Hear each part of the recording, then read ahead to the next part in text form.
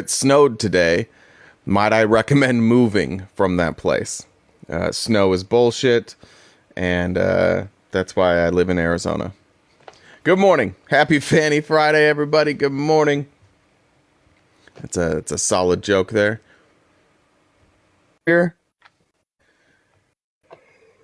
I am so tired. I don't know if I can hear Felice or if she went pause, but let me try this. I saw, yes. Someone said they had their rights where they were. Well, you could bring them here. We could, I don't know what, I mean, never mind. I'll ask that question off the air. Good morning, Felice. Hi. Hi. Somebody said happy Fanny Friday. I think we should have, I feel like I missed the boat on that in titling this live. It should have been Fanny Friday. I mean, whether we want it to be or not, we are going, it probably is, right? Yeah, it seems that no matter what happens in your life, no matter how crazy things get, I think we can always count on like waking up and hearing a story about Republicans attacking women. Like it could be anywhere, and it's going to happen from anywhere. It could be women on women, Republican women on women. I think that's one thing that if you like consistency, that's a win for the Republican Party. Well, I think the requirement of women in the GOP and to not be attacked yourself is that you have to attack and disparage women. Like, not just men prop up the patriarchy, not just, that's like a common misconception about the patriarchy is that women aren't also indoctrinated into it and propping it up and complicit in it. We all are. Just like we talk about inherent racism, that doesn't mean, you know, you necessarily have hate in your heart. It means that because of the society we're all raised in, we all develop bias. Like, I didn't understand my role for many years in propping up the patriarchy. Like, my mother is like the patriarchy. Yeah. Like, she disparages women at every chance she gets. Like, so yeah, I do understand like the Republican women. Like, it is a requirement that you hate women and do not support them anyway. I saw a tweet. I wish I would have retweeted it like 3 or 4 months ago, but it always stuck with me. It was something like, internalized racism is not you hiding your racism. It's it's your racism hiding from you. And I was like, oh, that kind of makes sense. Like, for people, do you know what I mean? Like, you don't really realize that what you're doing is racist. Does that make sense? Yeah. Yeah. Well, I mean, it's not intentional. Yeah. Right? If you just learn, like when you're a child, you don't know why you're learning things. It's like I say, when I was a teacher, a second grade teacher, and 7-year-olds are showing up saying the N-word, I don't think, oh, this child was born, Utah. It's exceptionally hateful and there's something wrong with it. I just think this child is being raised in a household where these words are commonplace. And if you don't understand what racism, when you're young, you don't understand. You're just being told, hey, we hate these people, or these people are different than us, or whatever the narrative is. You don't know why you're learning that. That's, you just are learning it. So yeah, it's not intentional, but then we just need to recognize, like, as a result of just being in American society or Western civilization, like, I have a bunch of ideas in me that I now need to dismantle. And if you see somebody that has all of those ideas, like, and they've clearly not dismantled them, and like there's outward signs that they still hold all this childhood trauma and hatred, maybe Republicans don't make that person your nominee, would be a piece of advice I'd like to give today.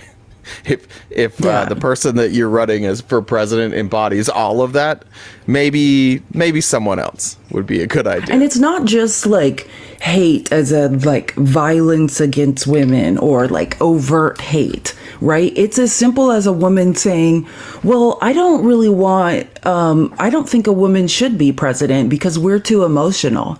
right? Like, that's not what that's if anything, the people in this society who clearly are having trouble processing emotions are not women, right? But that is a belief that has been instilled at a young age. Like, my father instilled that belief in me, that it just wasn't like a woman's job, you know what I mean? And it took me a long time, and like I'm in college thinking, like, from everything I've seen of men, the opposite seems to be true of who is outside of control of their emotions, right? Yeah. But you don't even realize, like, where did I get this idea from that, like, it's better, you know, women shouldn't be in a position of power. You don't really think about that. But yeah, that too is internalized misogyny. Like, it's not always like, I hate women, you know, it's not always something horrific in your face like David, you know what I mean? It's not always overt. Right? It can be you hate yourself as a woman, you hate yourself, or you lack confidence in your abilities. Like, the patriarchy has instilled that in you. Yeah, anybody who thinks that men aren't emotional, specifically conservative men aren't emotional, just go watch a congressional hearing. Like, you would think that, like, every person they spoke to on the other side had, like, just freshly unalived their mother. Like, that's how emotional they'll speak to things. Did you see the TikTok I put up today, by chance? No, sorry. I've been all over the place. I'm sure you saw the clip. I think it was in Minnesota or Michigan. They had a pilot testifying from Delta, and she's there to testify, and like they introduce her. Oh yeah. And that guy's like, yes. "What's life like as a stewardess?" And she's like, "I'm a pilot, you weirdo." Like, yeah, because that's indoctrination. It doesn't even occur, right? That women. The part can to me be that in charge of the plane, not just filling water cups. You know what I mean? Like, yeah, the most telling part was he's like, "I'm so sorry. I don't know why I said that." It's like, yeah, you don't know why you said that, but could we explain it to you? Just listen up for a second. There may be an explanation for this. This wasn't, when you don't know why you said something, that those words came from somewhere. You have a brain. It's not, you don't have a random word generator. When a thought comes out, like, that came from someplace. It came from someplace. Maybe you wanted to be funny. That didn't seem to be the case there. Maybe you wanted to sound sincere. Maybe you were trying your best not to call her sweetheart. I don't know, but that came from someplace, and maybe have a conversation with somebody about that. Yeah, like, I think it's insecurity, right? That's what the patriarchy is. It's mass, like, insecurity. And when men feel insecure, I was texting you about this yesterday, but like, when men feel insecure, rather than, like, when women feel insecure, right? We have like a deep conversation about the roots of our insecurity. Like, we process emotions. When men feel insecure, they get angry, they get violent, right? Like, yeah. Like, it's just a different like, if men could identify the root cause of their anger and process it, like, we'd be in a different place. But, like, deeply rooted insecurity leads to men committing acts of violence, which we have plenty to talk about there. I was watching, I'm sure you didn't see, I forget the guy's name. He was on, it was like a debate hosted by Lex Friedman, but it was Destiny and I want to say Frank. The guy's name might be Frank. It was wild. It was just two people screaming. So I was just thinking about, like, how I watched that debate this morning, but, like, everybody there was so emotional. It was a terrible debate because everybody was shouting, but, like, nobody's comments were like, "Everybody's so emotional, calm down." It was like, "Fuck that guy." He's like, it was just interesting to me that even, like, the viewers watching it didn't see that. I didn't even think about that, but while you were explaining that, I just realized that I watched like 40 minutes of 4 grown men screaming at each other. Like, I've had to really acknowledge that every bit of my behavior, like what I would consider unhealthy behavior, like jealousy, anger, all of that is rooted in deep insecurity. All of it. But, you know, the patriarchy makes it so men can't admit they feel insecure, or they're scared they're going to be left, or whatever. You know, you can't just say those. They can't be vulnerable. Vulnerability is like the enemy of the patriarchy. So yeah, like, it's something to think about going forward. Like, because that's how I dealt with everything. aggressively, right? And then I had to ask myself, why was I so defensive? What am I defensive about? Like, what am I ashamed of? Like, if you really investigate your behavior, we're all just insecure. Yeah, everybody but me is, but I've figured it all out. Thing. And everyone but you, of course. Yeah, that's why I love Lauren Boebert, because I've got everything together. Well, should we start with the Fani Willis case? Sure. And just Thoughts? you'd probably better. Let's just break down briefly. Yeah, maybe I'm going to. Oh no, I'm not going to briefly. Oh, we're not doing it briefly. No. I mean, I don't know. I'm gonna break it down. I'm gonna break it down sufficiently. No, I'm just gonna break it down sufficiently so people can understand. I think that because the problem is that no one reads anything, and I'm not just talking about Republicans. And that's not because I'm accusing people of not being able to read. I'm saying it's a time thing, right? Not everyone has time to read a bunch of court documents and understand is something fair? Does it make sense? So yeah, I think I'm going to try to do my best to provide a very, detailed explanation of this ruling. I think the first thing... John Casey said because we have you, that's why we don't read. I agree, actually. That's actually the only reason I read is because she sends me things to read. And then I have to read them so I don't sound like an idiot. So you're causing us all to read. Guys, keep tapping the screen. Let's tap the screen. Let's work out those fingers. It's Friday. Also, if you would like to donate to us, this is our job. All donations are grassroots funded. This is Cash App and Venmo. Oh, I was like, what are you doing? This is Cash App and Venmo. And to any Republicans, I'm going to go through an explanation of this, the ruling in the Fani Willis case. And then I'm sure if you have questions or want to argue about it or whatever the case may be, we can go over it. I've printed it out and highlighted the entire ruling. So whatever the questions are, I can probably at least provide an answer. But I will say that's because Judge McAfee, and I said this, and I want to, before we get into this, because I want to direct everyone's attention to 2 days ago, which I'm starting to think, after reading this ruling, that Judge McAfee is, well, first of all, he's highly, highly, highly, highly intelligent, right? He's a newer judge, right? Maybe a bit inexperienced in how he managed the evidentiary hearing. Maybe it went on too long, but his intelligence level and his proficiency with explaining his mindset in his ruling, I mean, it's next level. It leaves nothing to the imagination. Extremely thorough, as a historical researcher, extremely good at citing case law, everything. It's beautifully written. But what I want to point out is, remember any Republicans in here that are angry about this and MAGA, remember 2 days ago, if Drew's in here, Drew, remember 2 days ago when you guys showed up here and waited the whole time for Jay and I to talk about McAfee dismissing those charges, the 6 counts that he dismissed. And you guys were waiting to see if we would say it was unfair or what we would say. And I said, I have never thought that anything this judge did was based in bias or unfair, it came from an unfair place.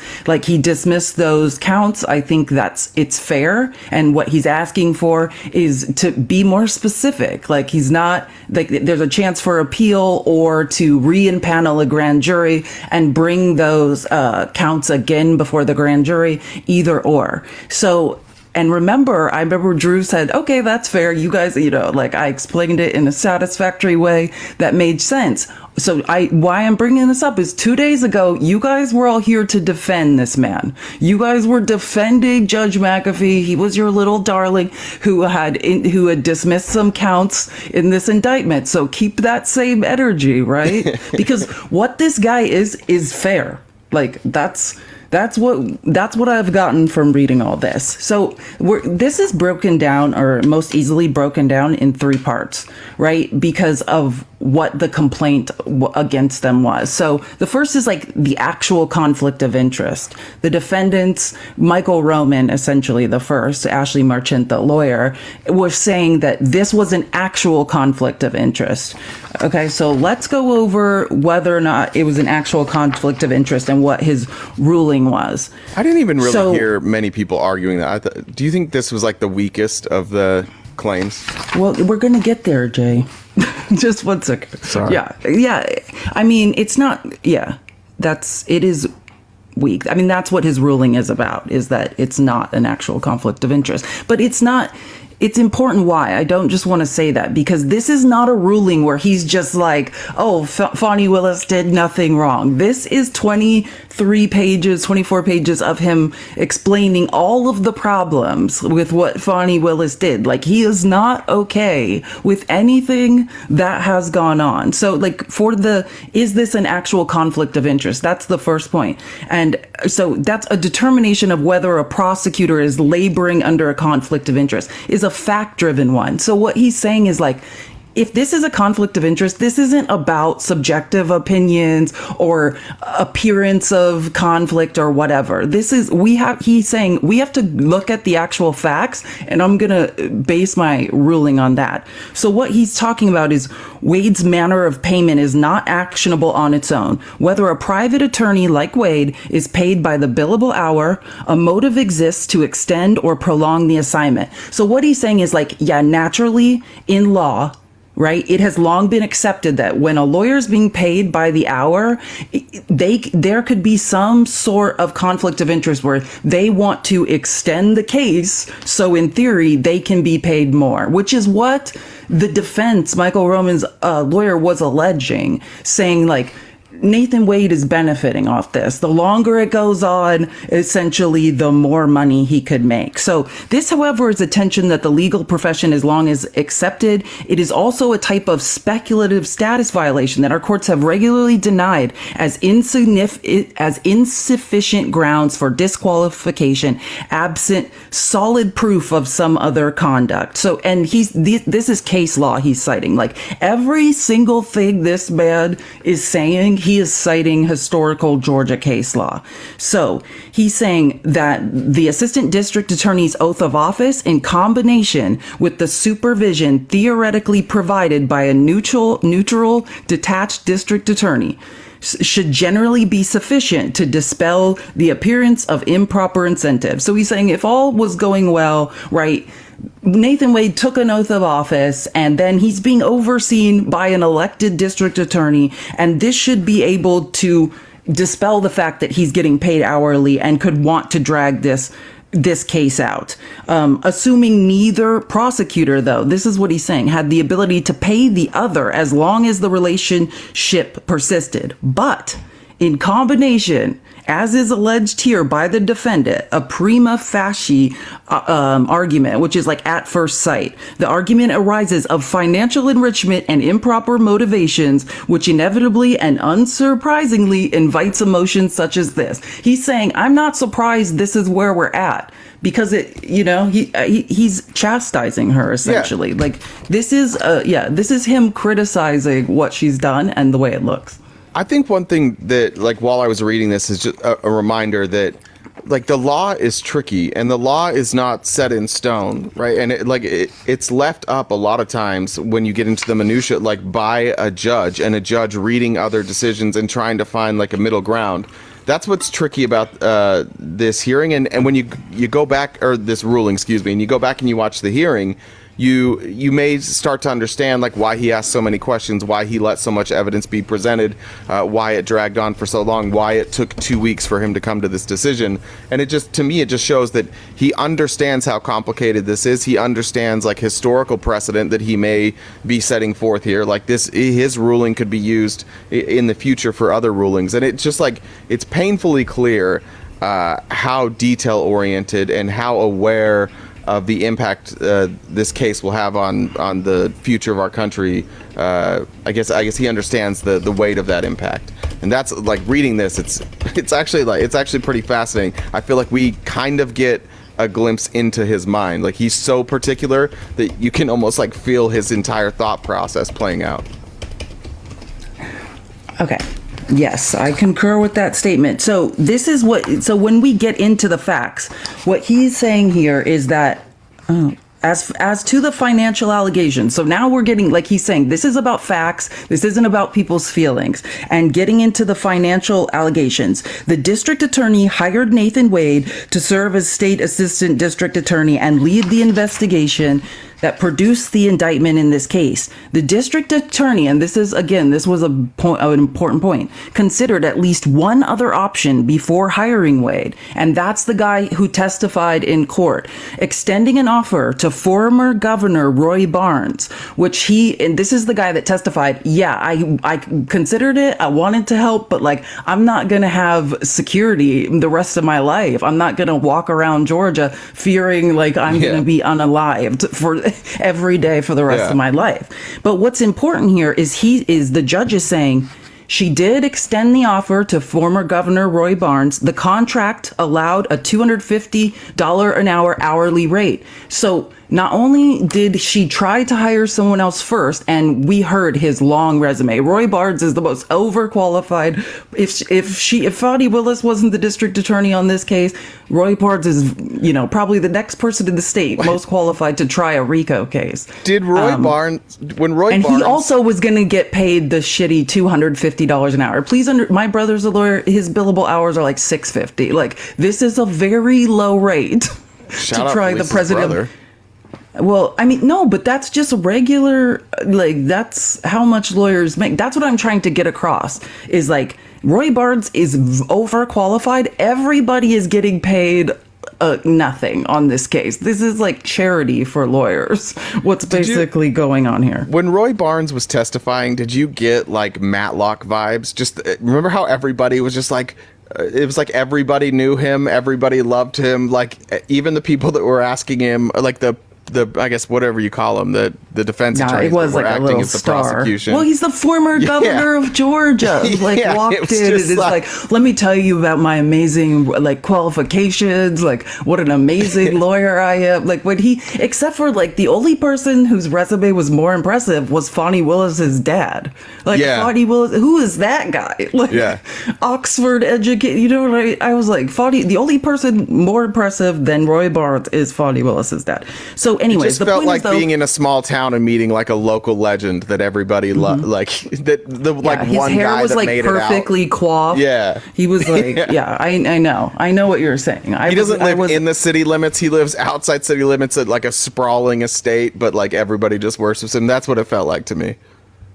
Yeah, and so but what's important, and the reason he's pointing out, McAfee's saying, she offered him the $250 rate, because let's say she had offered Nathan Wade $350, right? Or whatever the case may be. Okay, now we're seeing impropriety. Now why is she offering this guy more? So he's saying, and he notes a relatively low amount by Metro Atlanta standards for an attorney with Wade's years of service, and contained a ceiling on the maximum numbers of hours permitted. So understand, this is a very important element of his judgment, because he's saying that this contract had a maximum number of hours. The defense, Michael Roman's attorney, is trying to say, well, Nathan Wade has a financial benefit, or could financially benefit from dragging this case on forever. And the judge is saying, in the contract, it states he can't do that. There's a maximum number of hours he can work every month unless he gets written permission to work overtime. Any thought about that? Okay. So my only thought so far is that everything he said, and this builds, it'll continue, but to me, he's laying the groundwork that like, if there is impropriety, like it appears to be on the side of Nathan Wade or any like, I don't know, impropriety. Maybe impropriety is probably an okay word. It's probably on the side of Nathan Wade, and maybe Fani Willis should have recognized it. That's what it's feeling like to me. Yeah. 100%. So no evidence introduced indicates that Wade ever received permission to extend those monthly hourly caps. His contract was renewed on November 15th, 2022, and again June 12th. So he's just saying this all happened. This all seems legit. So now he goes through and he's saying between October 2022 and June 12th, 2023, October 2022 and May 2023, the district attorney and Wade traveled together on 4 occasions that resulted in documentable expenses. And then he basically does like an itemized report. I'm not going to read everyone. The math is mathing, but he's just saying. How much did you love that report, though? Was that like 10 out of 10 I think you? it's good. I mean, I'm not that big, like, as long as the math, like I checked, but I'm just saying he's just itemizing out the trip. He's saying, here's to every dollar amount nearest we can tell, right? Here's every time there was money spent on the trip. And then he just says at the end, in total, defendants point to an aggregate documented benefit of at most approximately 12 to 15,000 in the district attorney's favor. And then he cites in parentheses 12,905. And then he cites, because two different defendants, right? Because there's multiple defendants, their lawyers are claiming different amounts. So on the low end, 12,907. On the high end, 14,736. Like, this guy is anal, right? There's no facts left unclear. Like, he was anticipating every objection. Do you have written notes on your printout? Some, yeah. I love that. This is my favorite version of Felice. Teacher Felice is, I could do this for 6 hours a day. If you would have been my teacher in school, I might have had decent grades. My second grade, I have second graders, back when I was a teacher, who still to this day, is particularly the boys who try to friend me all the time on social media and hit on me. Well, I'm enjoying this. I just want that to be out there. Okay, so the district attorney... Wait. Guys, and keep tapping the screen while we're doing this. That's my job. You have That's one why job, she's giving me death stares. Hey, tap the screen, please, while Teacher Felice finds her next section. My nose is a good target. You can go boop, doop, doop, and let's see if we can get this up to 100,000 as quickly as possible. Also, there's the Venmo and the Cash App. If anybody wants to... donate to our cause. We do rely on the donations and the gifts for just try and survive. As you can see, Felice put in a lot of work. So this does take a lot of work outside of just the live. So any support you can give, we'd appreciate. And Felice, are you ready with the next topic? Awesome. Yeah. So the district attorney and Wade testified that these expenditures were not meant as gifts and not designed to benefit the district attorney. Both testified that the district attorney regularly reimbursed Wade in cash, and if not reimbursed, the district attorney covered a comparable, relatable expense. For example, the district attorney testified that she reimbursed Wade in cash for the Aruba trip, which she estimated cost around $2,000, and that she, quote, gave him money for both cruises. She further claimed that she reimbursed Wade for the entirety of the Belize trip, and that she paid for the Napa Valley excursions, which there's another witness that testified to that as well, the person that worked in the winery. Finally, while Wade could have bought meals in 2020, which totaled more than $100, she would also regularly pay for his meals. So, such a reimbursement practice may be unusual and lack any documentary corroboration, understandably concerning. What he's pointing to now is like, this is cash, right? Yeah. Like, so he's saying there's not a paper trail. Yet the testimony withstood direct contradiction, was corroborated, not so incredible as to be inherently unbelievable. So that what he's saying here is yet the testimony withstood direct contradiction and was corroborated by other evidence. For example, her payment of airfare for two on the 2022 Miami trip. So he's just giving examples to say, under cross-examination, the testimony was corroborated, and then by other evidence like reimbursement. I think this is another example of like where he shows just how fair he is. Like, I think most people, if you go to the right and you're hearing the argument against them, they're constantly talking about these reimbursements and where did the cash come from and how do we know these were all the charges, and he's just laying out simply like, I don't have to choose what I believe. And I think that's important to remember in a court case. It's not about what you believe, it's about what the evidence can support. And the evidence in this case, when it came to this specific testimony, it was corroborated. So he doesn't really have a choice. He can't say like, well, it was corroborated, unless it's just entirely unbelievable, right? But it was believable and it was corroborated. He's showing here, he didn't have a choice. This is how he had to rule. Like, this is where the evidence takes him. That's what, as he's laying this out, like, it's beautiful. It makes so much sense. And, you can continue to teach us more about it. Boop-de-boop, my nose. I've been asked to say that again. Boop-de-boop. We loved that. Boop-de-boop, my nose. please. Let's pop those likes up to 100. Oh, we're at 62. You guys are killing I it. like his words when he says, and was not so incredible as to be inherently unbelievable. And that's his point. Like, there's no, like the evidence, there's nothing there that he can use to like poke holes in what she's saying.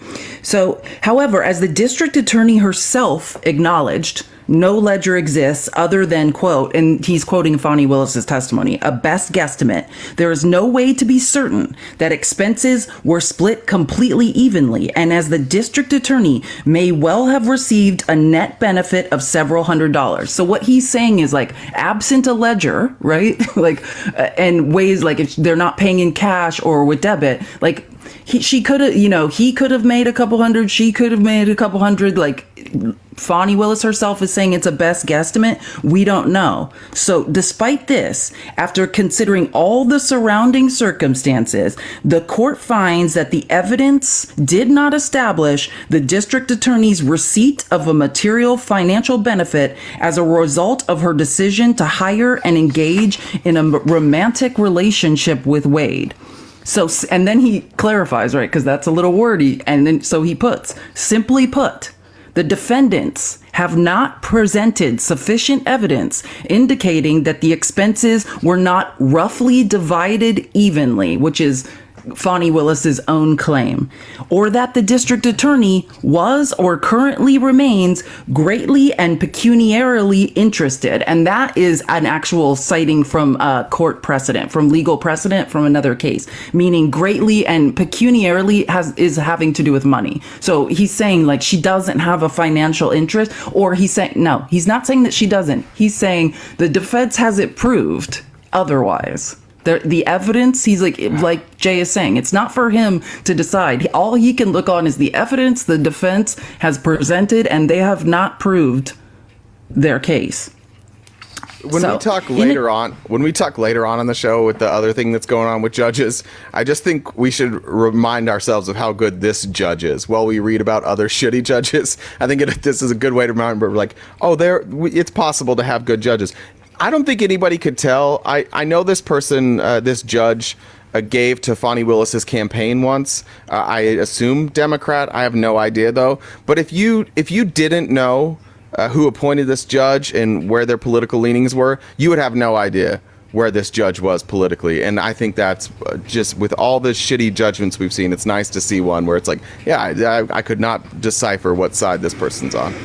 Yeah, he seems like a neocon neolib, right? Like that. He seems like they all do, right down the middle. I mean, that's the vibe he's giving, if I had to guess. But okay, so in addition, and much more important, because this is like this guy is so clear. In addition, and much more important, the court finds, based largely on the district attorney's testimony, that the evidence demonstrated that the financial gain flowing from her relationship with Wade was not a motivating factor on the part of the district attorney, right? So while a general motive for more income can never be disregarded entirely, the district attorney was not financially destitute, right? Throughout this time or in any great need, as she testified that her salary exceeds $200,000 per year. So meaning she doesn't have great amounts of debt, right? She's making $200,000 a year. She's not, because they would need to prove that she needed the money or doesn't have any other money, right? Yeah. And she had recently paid off debt. She's doing great. Yeah, her finances are in order. Like there's no she doesn't need the money. So was not financially destitute throughout this time or in any great need. She testified her salary exceeds $200K without any indication of excessive expenses or debts. Similarly, the court further finds that the defendants have failed to demonstrate that the district attorney's conduct has impacted or influenced the case to the defendant's detriment. While prejudice is not a required element for disqualification, it is relevant to considerations of due process and the defendant's requested remedy of complete dismissal. So he's saying the defendants have not demonstrated in any way that their ability to receive a fair trial and due process has been affected. Because at that point, if they could show that due process had been messed with, then we're talking, he's saying, then like the remedy could Yeah. be disqualification. I think another thing that's important to remember is Fani Willis, obviously, this is a high-profile job, so there's going to be some level of scrutiny should anything like this ever come up. But let's remember that if this happened to any other judge in any other courtroom on any other case, we likely wouldn't have heard much about it, right? It would have been a footnote. But because she is prosecuting Donald Trump, every detail of her life has been combed over. Even if this exact same hearing happened, like let's say this happened in Kansas, most of us would have never heard of it if it didn't involve the former president. So it's important to remember that too. And I think that's when I say the judge knew the impact of this ruling. This will be case law going forward, and he took it very, very seriously. But for Fani Willis, you have to feel for her, knowing that things like this probably happen a lot. There's probably gray area things that happen all the time, but almost never is it going to play out so publicly on like a national and worldwide scale. Yeah, so defendants argue that the financial arrangement created an incentive to prolong the case. Again, so he's now going back to summarize. The original argument that Ashley Merchant brought was that the reason that, they created an incentive to prolong the case. Nathan Wade being paid $250 an hour, he had an incentive for this case to go on forever in order to continue making money, right? But in fact, there is no indication that the district attorney is interested in delaying anything, right? Because this is the problem. In order to make the argument that they're benefiting financially, how can Nathan Wade benefit financially? He needs the case to continue. Same with Fani Willis. In order to be taken on trips, she needs the case to continue. But in every turn, Fani Willis has shown that she wants this case over, right? When they tried to split up the case and be tried separately, she said, fine, I'll try you tomorrow. Like in every single instance, she has shown that she is ready for this case to go to trial as soon as possible, which is a big reason, right? If she was delaying the case, this would be a whole other conversation. So, and then he goes on. I like that kind of shows that this judge was also an attorney. That argument was not laid out clearly by anybody. This is the judge laying out really what the counter argument to his judgment would be. That's what's beautiful about this. He's like, here's what I've decided. Here's the actual counter argument. And he laid out the counter argument better than those who presented it did. This is really good. So so before the relationship came to light, so this is the beautiful part that he did. Indeed, the record is quite to the contrary, right? So now he's about to show, you're saying that Fani Willis and Nathan Wade want this trial to go on forever so they can benefit financially. And he's saying, I'm about to show you that the finding of fact, right? Because this is all about facts, is the exact opposite. So he goes, before the relationship came to light, the state requested that the trial begin less than 6 months after indictment. So now he's highlighting case filings. Soon thereafter, the state opposed severance of the objecting defendants who did not demand their statutory right to a speedy trial. So he's saying in every instance, right, when they tried to separate out the cases, she's saying in every instance, this woman wanted this to happen as quickly as possible. The state argued that it only wanted to try the case once, right, assuming that such a trial would be affirmed after any necessary post-conviction appeals. So he's continuing. The state amended its opposed timeline in November 2023 to request that the trial commence less than 1 year after the return of indictment. So he's just, in all of the docket, he's citing every filing that Fani made to try to not prolong the case so she could financially benefit, but to move it along faster. So the math's not mathing. He's saying, you're coming to me with this argument that she's delaying the case to make money, and I'm showing you that the exact opposite has happened. I like you as the Judge McAfee interpreter. Here's what he means, bitches. And then you give it the little bit of attitude. I like that. Yeah, well, and then he says, and even before the indictment, right, the district attorney approved a grand jury presentment that included fewer defendants than the special purpose grand jury recommended, right? So in sum, the district attorney has not in any way acted in conformance with the theory that she arranged a financial scheme to enrich herself, and he puts in parentheses, or endear herself to Wade, right, by extending the duration of this prosecution or engaging in excessive litigation. So he's saying, you brought me this. This is your argument, and I'm showing you that the facts in this case say the exact opposite. She hasn't tried to extend the case. As a matter of fact, she's done the opposite.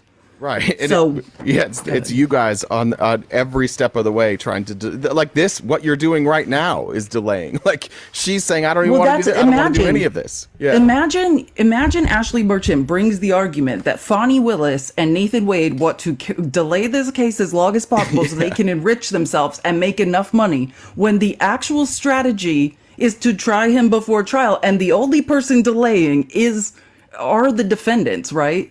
They want to delay this case as long as possible. So he's saying, yeah, it's the exact opposite. And there's just nothing left to question with what he did. But if you want to believe Fani Willis is trying to push this back over and over, then you probably should also have to believe in a conspiracy theory that all the attorneys for Trump and everybody else are like in on it with Fani Willis. Like she's like, guys, we need to extend this. They're like, you got it. We'll file another extension for you, Fani.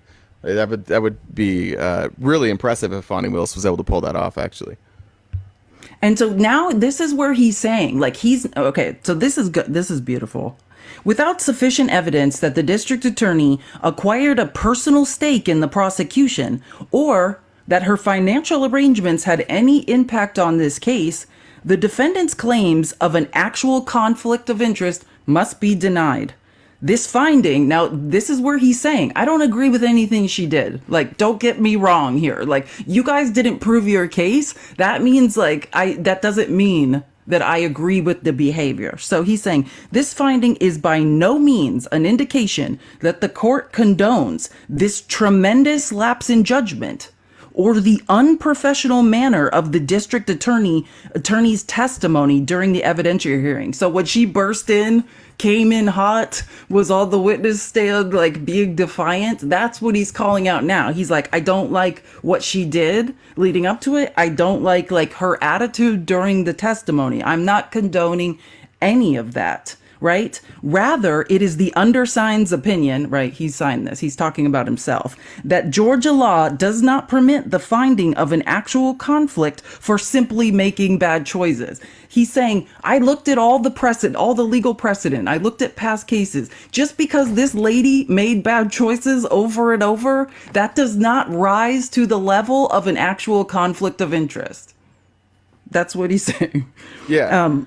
And he said, also shows for simply making bad choices, even repeatedly. This man is saying she repeatedly did dumb things over and over. Sorry, that doesn't rise to a conflict of interest. Yeah. And I think that was the argument most from the right. And the reason they don't like her is they're like, everything that they're pointing at was things that they don't like, things about her personality, things about the way she handled certain events. But that doesn't mean it's illegal. You can do things that are silly, that are maybe outrageous, or maybe I don't even know if I agree with Judge McAfee, but it doesn't matter. Nobody has to agree with Judge McAfee, and that's the point he's making here. Is here's what I personally thought, but it doesn't matter because here's what the law says. Yeah, he's saying Georgia law does not permit the finding of an actual conflict for simply making bad choices, even repeatedly, and it is the trial court's duty to confine itself to the relevant issues and applicable law properly brought before it. He's like, I don't think, whatever, she's made a lot of bad choices, but that doesn't have to do with applicable law. Sorry. So when we hear smears on her and they say, well, even the judge said her behavior was, well, it doesn't, again, when the judge says that, that's just the opinion of a human. Right? That's not legal. It doesn't matter. We don't have to accept that Fani Willis, wherever you land on the spectrum of why she reacted in the way that she did, I think you could make a compelling argument that she walked in and she showed them immediately, you're not going to steamroll me, and you better come with facts, and you better, don't waste everybody's time. I think you could make a good argument that the way that she presented herself made it better, or made a better platform to bring out truthful statements and to bring out the exact truth. So I don't even know if I agree with him, but again, neither my opinion nor his matters because it wasn't against the law. And this is like where he becomes helpful even for the defense, right? He's saying, listen, you don't have a leg to stand on here. This isn't a conflict of interest, but then he starts telling them where they can go to air their grievances. He says other forums or sources of authority, such as the General Assembly, the Georgia State Ethics Commission. Remember I said, he says the Georgia State Bar. Remember I said these people all are bound by ethics of the Ethics Commission and the State Bar of Georgia. And this is an ethics violation. And he's saying, so Georgia State Ethics Commission, the State Bar of Georgia, go ahead. I think you said multiple times, like, this shouldn't be a court case. This should be before the bar. I think you said that multiple times. And he is confirming that. So well done, Felice. W. Felice. Yeah.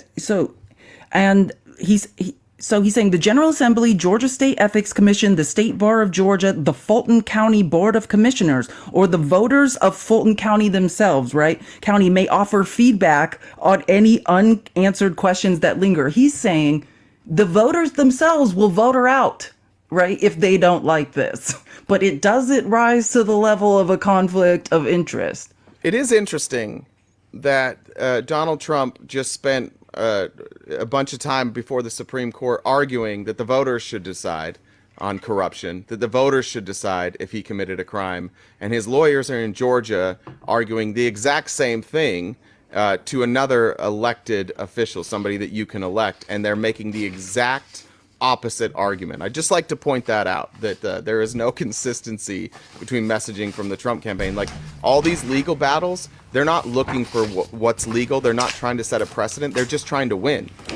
There's no other, like, how do you explain him making both of those arguments? How do you explain Donald Trump using both sides of an argument for two different cases? He doesn't care about that, guys. Like, he really, really doesn't. It never was his argument that to let the voters decide. His argument was don't get me off the ballot, and then down here it's don't convict me. So that is the part of the defense's case, right? That is is there an actual conflict of interest, which is solely based on fact, right? So he just dismantled that and said, no, sorry. But if you want, you could take it before the Georgia State Bar or the Ethics Commission, whatever, but not here. Then we move on to the second part, right? And this is where he does say there's something, and that is appearance of impropriety. Under Georgia state law, right, it doesn't just have to be an actual conflict of interest, right? So he says finding insufficient evidence of an actual conflict of interest does not end the inquiry.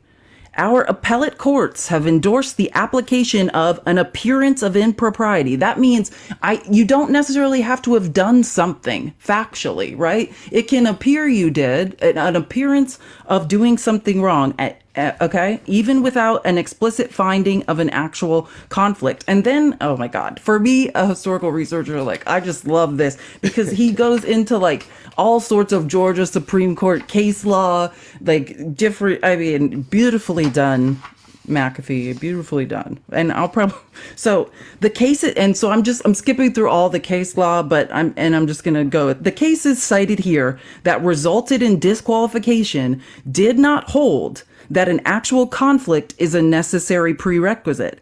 The state nevertheless argues that the facts presented suggested as much, and this court cannot ignore the explicit language of the Georgia Supreme Court and multiple opinions from the Georgia Court of Appeals. So the exact phrase, appearance of impropriety, demonstrate the principle has long been endorsed in Georgia law. So he's proving their case for them. He's essentially agreeing that, like, he's saying the defense might say, like, this needs to be based in an actual conflict of interest. So saying there needs to be an actual provable conflict of interest before you can say there's an appearance of impropriety. And he's saying, no, the Georgia Supreme Court there's sufficient precedent that says there doesn't have to be an actual conflict. He's like, my finding is there's not an actual conflict, and there still can exist the appearance of impropriety. Yeah, which makes perfect sense, right? That makes perfect sense. Yeah.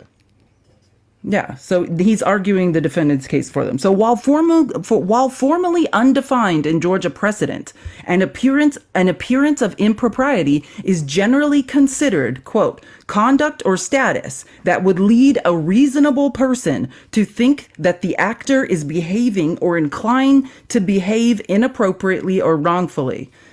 And that's from Black's Law Dictionary. So he's citing what an actual appearance of impropriety is now, just in case there's any confusion. So now, and if anyone's following along on this, now I'm on page 12. So halfway through. 12. While she's finding her spot there, do a little boop-de-boop on the nose. Let's keep those likes going. There's the Cash App and the Venmo. If any of you guys would like to donate to our cause, we do rely entirely on the viewers to continue to do this. If you can, do. If you can't, don't. And let's keep listening.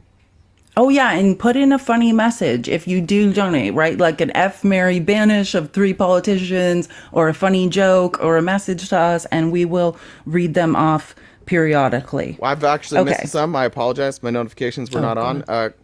Quote of the day. I believe this was from, I wish more MAGA were fluent in silence.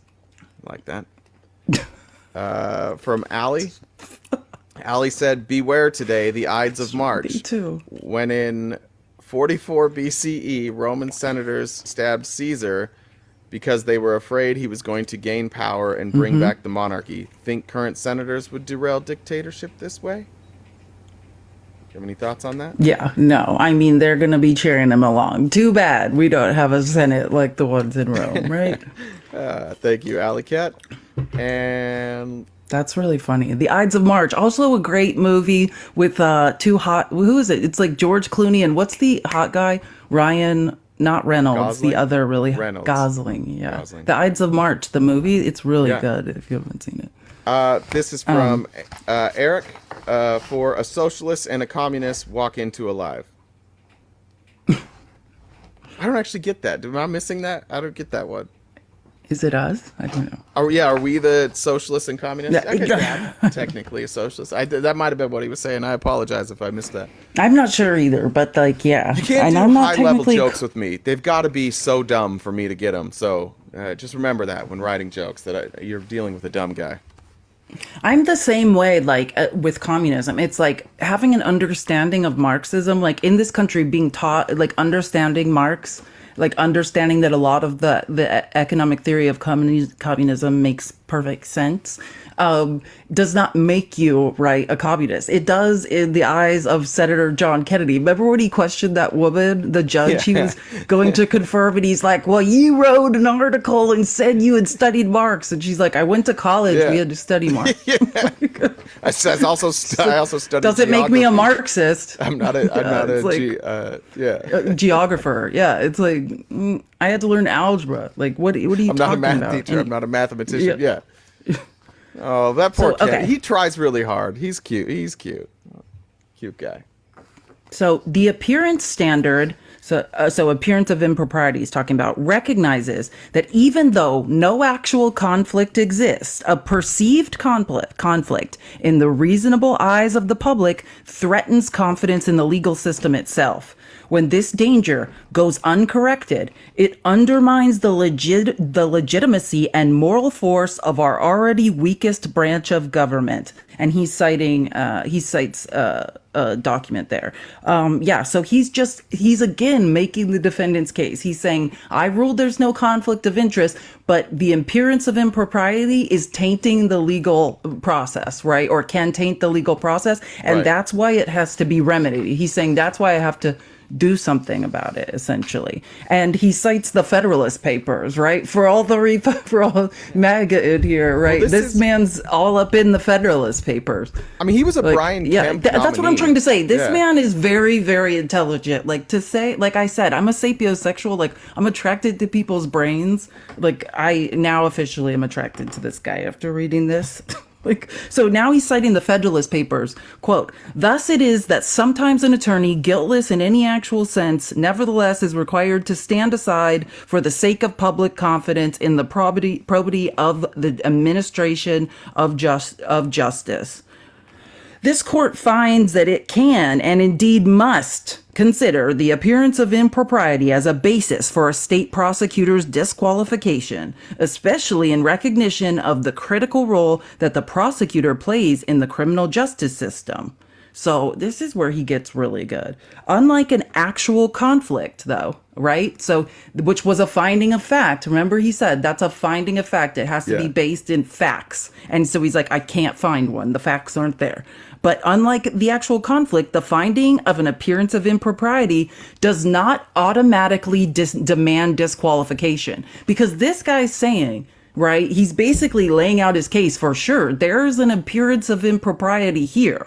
But now he's going to start citing Georgia case law for why he's saying you don't have to disqualify. He's saying, unlike an actual conflict, the finding of an appearance of impropriety does not automatically demand disqualification. He's saying, I don't have to just automatically disqualify Fani Willis. He said, our Supreme Court has previously analyzed disqualification under an appearance standard in a civil case using a continuum. So he's saying, this is a spectrum, right? Like, this man's a genius.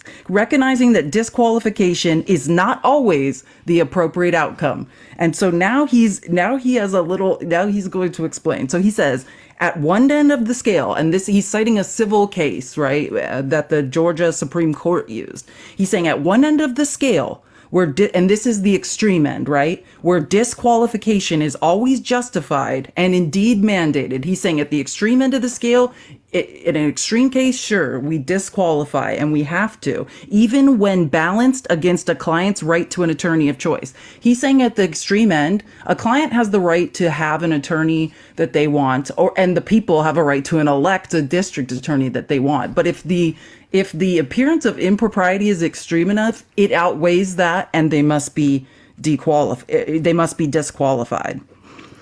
So the appearance of impropriety coupled with a conflict of interest or jeopardy to a client's confidences.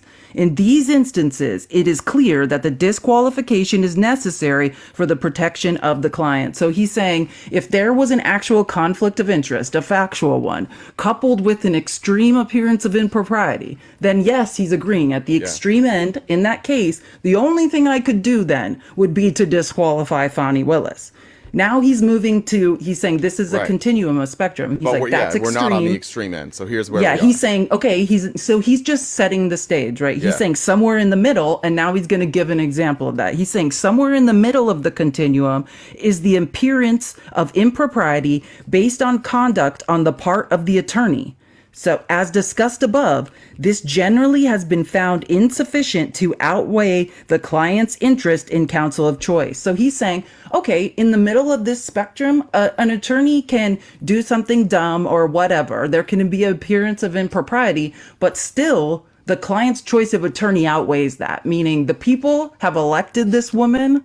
They have chosen her to head this case, and she hasn't done something extreme enough, like he said in the actual conflict of interest. She may have made some bad choices, and several at that, but that doesn't prove an actual conflict of interest, and she can stay on the case. Think of all the people that were publicly elected who would have to be released from their jobs like immediately if just every conflict of interest meant that you had to be removed. Think about Trump.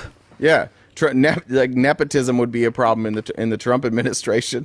He's doing a good job of laying out like how silly it would be if you're just like, oh well, there's a hint of impropriety, you got to go, which is what Republicans on Twitter are saying all day today. So this is probably so because absent danger to the client, the nebulous interest of the public at large in the propriety of the bar is not weighty enough to justify disqualification. So yeah, that's basically what I just said in a very wordy way. Finally, at the opposite end of the spectrum. So now he's saying at the low end of this continuum, I'm laying out for you, is the appearance of impropriety based not on the conduct, but on status alone. This is an insufficient ground for disqualification. So he's just laying out, I have found legal precedent to say, the defense is saying the only option if when there's an appearance of impropriety is automatic, complete disqualification. He's saying the Georgia Supreme Court has set out this continuum, and I'm going to base my ruling off of that. Yeah, Drew's here, by the way. Say hi to Drew. Drew's here. Hi, Drew. It's nice to see you, Drew. You asked, what about perjury? Great news. We're just reading the actual decision, so stick around. You might learn something. Chris sent a donation saying law school for Felice. I don't agree with that because I need Felice and I'm selfish. No, he's saying I could go to law school. Many lawyers have told I know. me that. But then you would, but if you went to law school, you wouldn't do this. Oh, yeah, Yeah. that's true. It would be a commitment. So Legally, we'll get her. Mormon always tells me, the judge always tells me I should go to law school.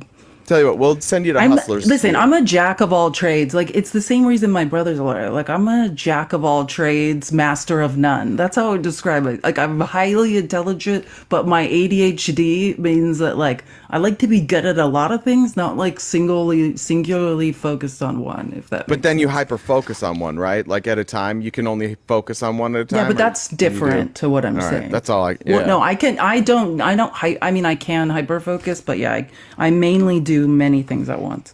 That's why I call myself a jack of all trades. One of the necklaces I wear all the time says master of none, because that's what I consider myself. Okay. So the Supreme Court further noted that disqualification due to an appearance of impropriety should rarely occur when there is no danger the actual trial of the case will be tainted. And he's citing case law. He's citing Georgia Supreme Court case law. So he's saying that he already said in the finding that there's no conflict of interest. He's saying that these people's due process has not been affected. Sorry, folks. So, and then he cites another case, and he's like, when there is no claim that the trial will be tainted, appearance of impropriety is simply too slender a reed on which to rest a disqualification order, except in the rarest cases. Remember? And he uses that continuum, the extreme cases, which he says this isn't one. So these cases That'd indicate be that bad. a trial If this was an court- extreme case, that would be. I'd be concerned if this qualified as an extreme case. Well, again, he's saying pointing back. he defined the extreme case as there has to be an actual conflict, Yeah. right? So, and he already ruled in the first part of this ruling, there is no, like, not that there is or isn't, but that the defense didn't prove it. They didn't bring the evidence. Right. So that Drew keeps saying perjury in the comments, and this is what we're reading. Drew has nothing to do with anything, but keep going. Yeah, we're just keep saying the same thing over and over. What's not perjury, and let's make sure you get this clear. If somebody has some evidence that you committed perjury, but there's counter evidence, and that counter evidence, there's more counter evidence or more corroborating counter evidence, then the judge has no choice but to rule there was no perjury, right? That's what we're talking about, Drew. There's this thing called gray area. Some people call it nuance, but that's mostly on the left. You guys haven't learned that word yet. So gray area. There's a gray area, and this is what Felice is explaining right now. That the judge said there's a whole spectrum on like what this type of behavior means, and I'm going to explain to you where on the spectrum this falls. So I just had to dumb that down real quick, but that just so you can catch up, Drew. That's where we're at. Yeah, but I mean, yeah, we'll just move on from there. Anyways, so when the appearance of conflict exists, only the affected, this is also genius. So he's also going further. Again, he's just going further into case law because he's already made the case that, like, I've proven in case law that appearance of impropriety is a spectrum. This case does not come close to the need for disqualification because there's no actual conflict that the defense proved.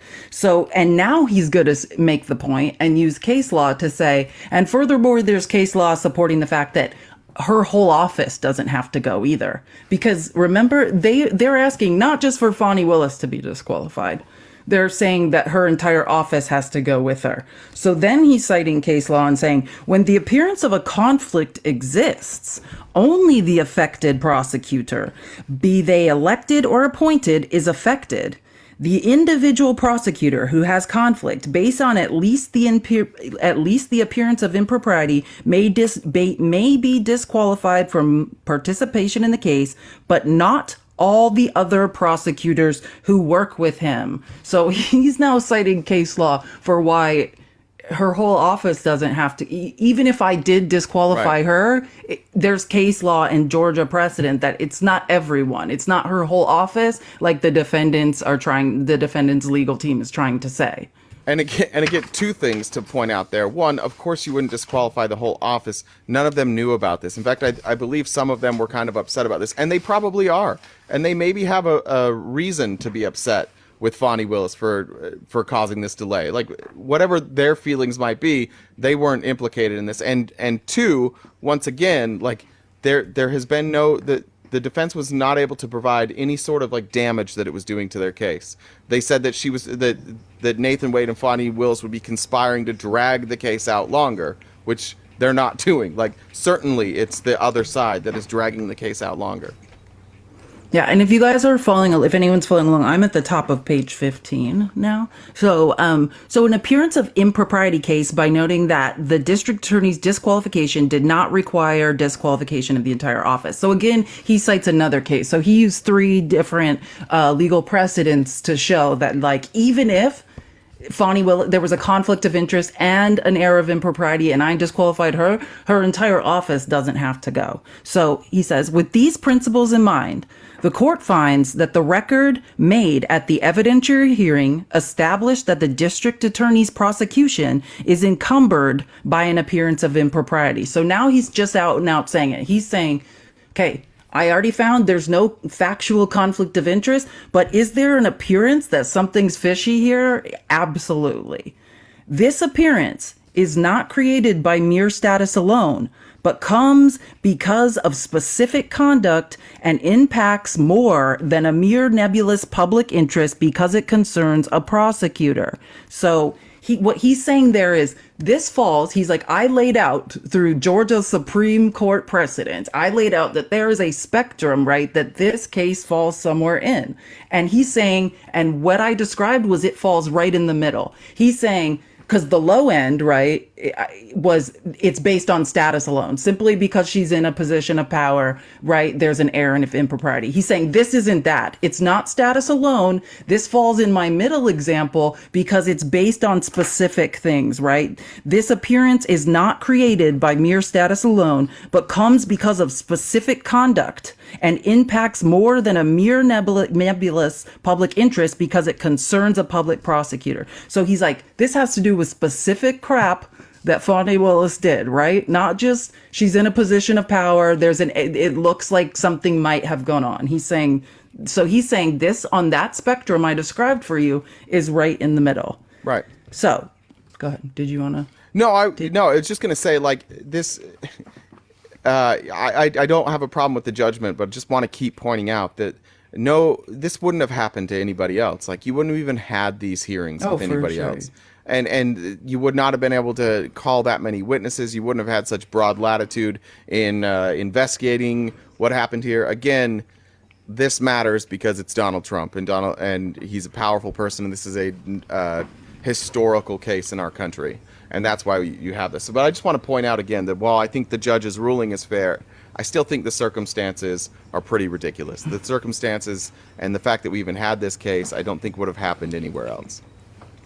Yeah. And again, I also think the judge's ruling is fair, but maybe don't personally fully agree with it. But here we go. Even if the romantic relationship began after Wade's initial contract in November 2021, right? The district attorney chose to continue supervising and paying Wade while maintaining such a relationship. So he's just saying, like, the HR, the human resources of it all. Like, okay, you were carrying on this relationship, you chose to, like, while employing and paying him.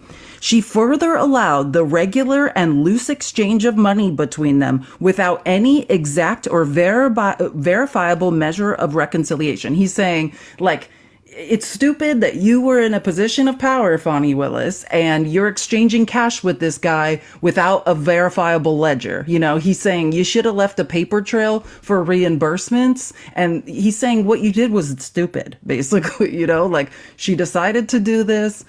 She continued paying him. Then she's making cash payments that nobody can sort of verify. Okay. exchange of money, blah, blah, blah. This lack of a confirmed financial split creates the possibility and appearance that the district attorney, albeit non-materially, or benefited, albeit non-materially, from a contract whose award lay solely within her purview in policing. So again, that's just more of the same. He's just saying, like, she did do this and it looks bad. You know, he's like, I've already said, the evidence presented, the defense didn't prove anything, right? There's no actual conflict of interest that they proved. So I have to find there isn't one. But it certainly looks bad, is what he's saying. Right. So what we've done is we've moved on. Like, he's essentially saying, like, there's legal stuff, and then there's like work stuff. There's like legal rules, and then there's rules within the workplace. We're essentially talking about like HR violations here now, right? Like, we're talking about your role, the rules in your assigned job that aren't specifically against the job, but potentially could disqualify you or cause somebody else to be removed from the case. Now, that's where we're working within right now. Like, this is the HR side of it. It's not the legal side. He's already cleared up that legally there was nothing. Well, no, I just want to correct. This is legal. Like, the point of this is that the Georgia State Supreme Court says an actual conflict of interest is based on evidence and you have to prove it through facts. They did not prove it. He finds there is no actual facts to prove a conflict of interest, but the Georgia State Supreme Court says through legal precedent, there doesn't have to be fact. It can just look. And he's saying, and it looks, it looks shady is what he's saying. And it is a legal thing. Yeah. Like, but the point is that it doesn't fall on the spectrum of disqualification. It's not extreme enough to be disqualified. That was just an analogy. Obviously, he's not HR. Like, he's a judge. I get that. But like, I was just saying, this is more like now he's going to rule like what the punishments should be. But there's not going to be any sort of legal charges brought against her. There's not going to be any legal consequences. That's what I was trying to say. I was trying to make an analogy. Maybe it was a bad one. Most importantly, were the case allowed to proceed unchanged, the prima facie concerns raised by the defendants would persist. So he's saying, as the district, he's just saying, let's say that this case just went on and I ruled at the low end of the spectrum and said, there's no air of impropriety. He's like, the stench is still there. Like, this looks bad. And if I don't do something, it's going to continue looking bad. And the reason that can't be allowed, the Georgia State Supreme Court has set the precedent, is because people have no confidence in the legal system here. He's like, so obviously this looks bad. And now I've got to do something about that. So, as the district attorney testified, her relationship with Wade has only cemented after these motions and is, quote, stronger than ever. So, remember, she said on the stand when she was furious, she's like, I think that based on the BS that's happened here, and like we've been wrongfully accused of a bunch of things, that we're going to be friends forever now. Remember, she testified. She's like, I think that this is going to be a lifelong friend because we've been through hell and back together, basically. So, and he's now citing that testimony, which he already said before. I don't like the way she showed up on the stand. I didn't like the attitude. I didn't like what she was saying. And now he's further citing that in his ruling. So she's saying has only cemented that he, using her own words after these motion, and is, quote, stronger than ever. That's what Wade said. I mean, not Wade, Fani Willis. Wade's patently unpersuasive. So this is now he's calling into question Nathan Wade's own testimony. Yeah. And Wade's patently unpersuasive explanation for the inaccurate interrogatories he submitted in his pending divorce indicates a willingness on his part to wrongly conceal his relationship with the district attorney. So now he's going after Wade and he's saying, which I said, Nathan Wade's separate of here. His lawyer is Terrence Bradley, and he's going through a divorce with his wife. And he's saying, based on questions and that he answered in his divorce case, it's shown to me that this guy's willing to conceal things. Not necessarily in his testimony here, but in his divorce case. And so he's just saying, I don't really trust Nathan Wade because he's shown in his divorce case that he'll try to hide stuff from his wife. Yeah. I don't think Nathan Wade comes out of it. I don't think he came out of those hearings looking very good before this, but this is certainly not going to help. So, as the case moves forward, reasonable members of the public, and this is true, like I totally agree with them. As the case moves forward, reasonable members of the public could easily be left to wonder whether the financial exchanges have continued, resulting in some form of benefit to the district attorney, or even whether the romantic relationship has resumed. He's like, people are always going to wonder. There's a stench of impropriety here. People are always going to wonder, okay, like, what's up with the financial, what's up with the cruises, what's up with the trips, and people are always going to wonder, right, if maybe they're still effing. That's what he's saying. If maybe they are still effing each other. Let's just be honest about what he said. That's what he's saying. He's just like, the math not math thing, this looks shady. Remember, it doesn't have to, they can't prove it's happening, he's saying. There's no actual proof of a conflict of interest, but it sure stinks to high hell, like high heaven. That's what this man is saying. So, put differently, so now he's this man anyone could reasonably think that the district attorney is not exercising her independent professional judgment totally free of any compromising influences. As long as Wade remains on the case, this unnecessary perception will persist. So again, he's saying, yeah, there is an air of impropriety. This looks bad. I need to do something about it. Georgia State Supreme Court precedent has said, I don't have to disqualify. And because there's no provable conflict of interest, I'm not going to, but I need to do something, right?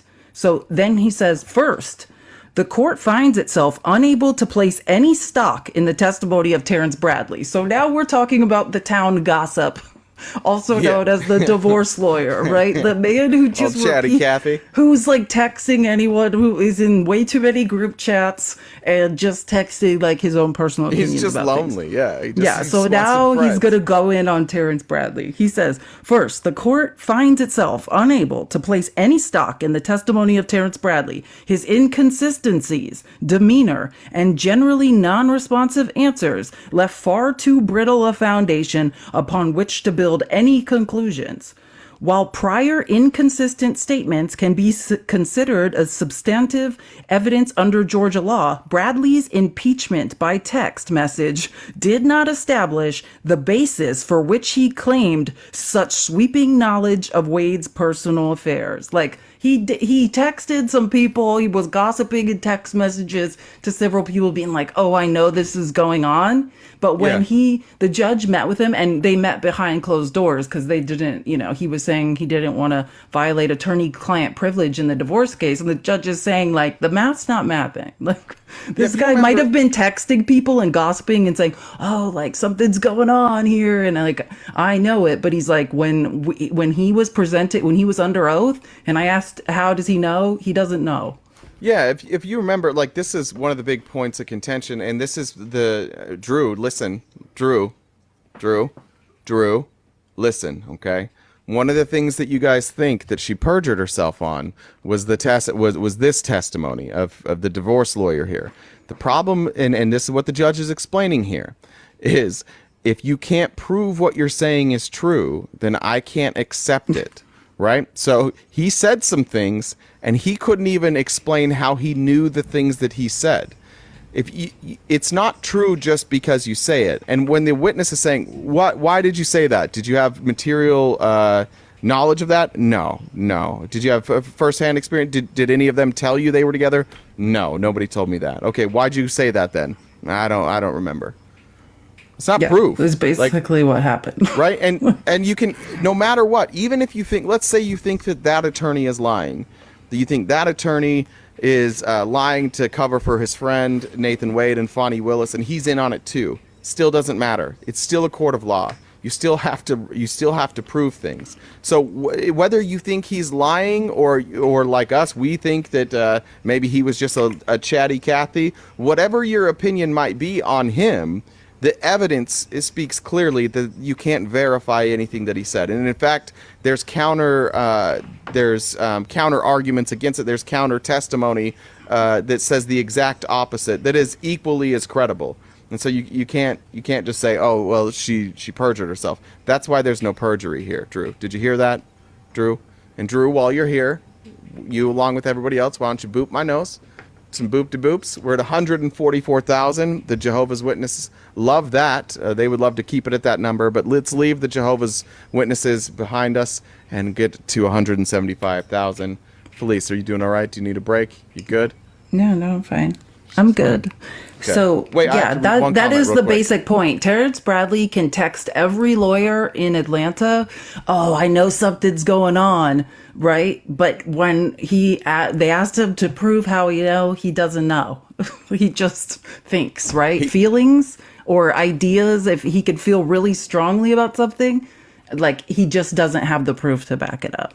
One thing they left out in the evidentiary hearing, but I've since seen, is that every one of the conversations he had via text started off with him using like that tea kettle meme or GIF. Yeah, the tea is piping hot. Yeah, the tea is piping hot. That's weird. And then he would get some sort of response like, "OMG, what?" And he's like, "You'll never believe it." That's what they just left that part out. Yeah. Anyway, so I have a comment. So then he goes. Oh, I have a comment to read real fast. Sorry.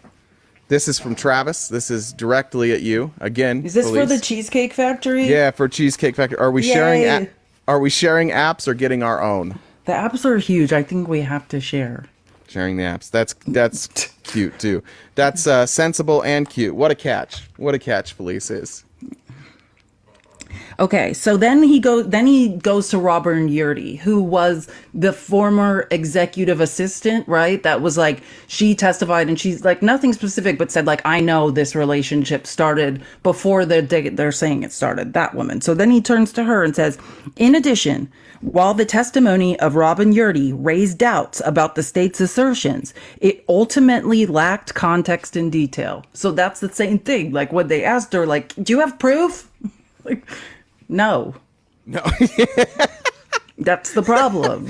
Like, right? Like everyone could say whatever they want. Everyone could gossip about whatever they want and say, well, this person told me it's true, but right? Yeah, like prove it. Under oath, people are saying different things. Like people aren't proving. It's again interesting. Like, guys, just if you don't believe this, then I just need to know why you believe. Like, let's start that over. If you believe all these things they're saying about Fani Willis, just things people are saying that they can't prove. I have That's questions. Hearsay. I have questions about every argument you've ever once given me against any charge, civil or criminal, against Donald Trump, because there's a lot of people who said things about Donald, and you guys are always like, oh, you can't prove it. But then here, you're like, oh, it's proven because they said it. I just want you guys to think about... That's the point. The line of logic never follows. Like, just look at how you look at evidence. Remember yesterday when Jeff HVAC was saying, like, you need to show me on video that document was in his hands and he was showing other people. But in the case of Fani Willis, they're like, well, some guy said it in a text message to another lawyer, so can we convict her for that? No. Treason. I thought treason. It just Why is is she the not going down for hypocrisy treason? of the right. What's good, right? Like, what's good for the goose has to be good for the gander. Yeah, so, she had a boyfriend which hurt Trump, and Trump is America, so treason. She should have been charged for treason. So then he goes to and even addresses, which is the point, the cell phone testimony, right? Even after considering the proffered cell phone testimony from defendant Trump, along with the entirety of the other evidence, neither side was able to conclusively establish by a preponderance of the evidence when the relationship evolved into a romantic one. Right? Cell phone data can't prove whether or not somebody is in a friendship or romantic relationship. Like, to a certain extent, this becomes what is known as a judgment call by a judge. Right. And this judge is particularly careful in making judgment calls where he doesn't feel he has sufficient evidence. And again, this is not sufficient evidence. And I would also like to point out that this is the exact type of data that with less clarity that they tried to use in 2000 Mules. Like, look, there were cars that hit these cell phone towers multiple times in one day. So therefore, election fraud. So now he's going back in, like, this guy, and he says, however, this is like completely gratuitous. Like, he doesn't have to say this. So it gives you a feel for how he really feels about all this. He says, however, an odor of mendacity remains. Mendacity is lies. I definitely know what untruthfulness. that meant. He is saying this stinks of lies, right? So he's saying the court is not under an obligation to ferret out every instance of potential dishonesty from each witness or defendant ever presented in open court. Such an expectation would mean an end to the efficient disposition of criminal and civil proceedings. He's like, it's not the court's job. I can't sit here and for the rest of my life and determine each and every lie that Terrence Bradley might have told, right? Or he's like, if that happened, there would be no due process. We'd never get through anything. We'd be sitting here forever. I think that's my first time hearing the word mendacity, by the way. I don't think I've ever heard that word before. I had to look it up, what it meant. I had never heard that word. And by the way, if anybody else didn't know, it just means like the quality or like your tendency to lie or an instance of lying or falsehood. So yeah, reasonable questions. So he's saying like it's not the court's job and nobody has the time to ferret out every lie and it's impossible and we'll never know. But he's saying, yet reasonable questions about whether the district attorney and her hand-selected lead state assistant district attorney testified untruthfully about the timing of their relationship further underpinned the finding of an appearance of impropriety and the need to make proportional efforts to cure it. He's like, I can't figure out every single lie that people on the stand may or may not be telling, but he's saying what I can determine is that there is an appearance of impropriety and I need to do something about it so that the public has confidence that in the prosecution of this case. So he says, ultimately, dismissal of the indictment is not the appropriate remedy to adequately dissipate the financial cloud of impropriety and potential untruthfulness found here. He's saying it's not the remedy. I'm not dismissing the indictment. Like Trump trying to manipulate a Georgia election and participating in, being charged with RICO. We don't dismiss all of that, all of these other crimes because of an air of impropriety. He's like, that's not the remedy. That's not what's going to happen. And so nobody should disagree with that. Nobody should disagree with that. Of course not. You take a RICO, that you dismiss a case over this. If you're not partisan, nobody should ever disagree with that. That's so sensible. Yeah, there has not been a showing that the defendant's due process rights have been violated or that the issues involved prejudice the defendants in any way. He's saying that nothing that happened over here with this evidentiary hearing has made it so that these defendants can't receive due process or that people are prejudiced against the defendants in any way. He's just saying this has nothing to do with this case or with these defendants. Nor is disqualification of a constitutional officer necessary when a less drastic and sufficiently remedial option is available, right? He's saying, I don't need disqualification in this case. It doesn't rise to the level of being that extreme. We got other options, folks. That's what he's saying. Yep. And now here's the option. So he's saying the court therefore concludes that the prosecution of this case cannot proceed until the state selects one of two options. The district attorney may choose to step aside along with the whole of her office and refer to the prosecuting attorney's counsel for reassignment. So Fani Willis can go and take her whole office with her and then they'll reassign this case, right? But leave the ball. Or alternatively, SADA Wade can withdraw, allowing the district attorney, the defendants, and the public to move forward without his presence or remuneration distracting from and potentially compromising the merits of this case. Or he's like, Nathan Wade can get out of here, basically. Okay, so that is that. Well, no, that's not. There you go. We're not done because this is the. I wanted to check with you real quick. We do have your friend Law of the Wild here. I don't know if they wanted to add something. If now's the time you want to bring them up, or if you want to wait till we finish the rest of it. Oh, I thought that was your friend. I have no idea who that is. Oh, well, I know. I've watched Law of the Wild. I just assumed you guys were friends. Yeah, I'm sure they have something to say. I have to go to the bathroom anyway, so this is perfect timing. Just leave you. Hey. Maybe not. This will be a good opportunity for you to meet Law of the Wild if they're still here. He's an attorney. He hosts his own lives. And he may have left. All right. Come back if you want to later. I don't think I've ever met nor. I just assume that people come here to talk to you and they're your friends. That's why I made that assumption. I'm like, no, they couldn't possibly want to talk to me. So I just assumed. You're more famous than I am. Well, yeah, so if you go to the bathroom, it's fine. Well, let's get going again. By the way, No, Boop. go to the bathroom. I'm fine. Thanks, Mom.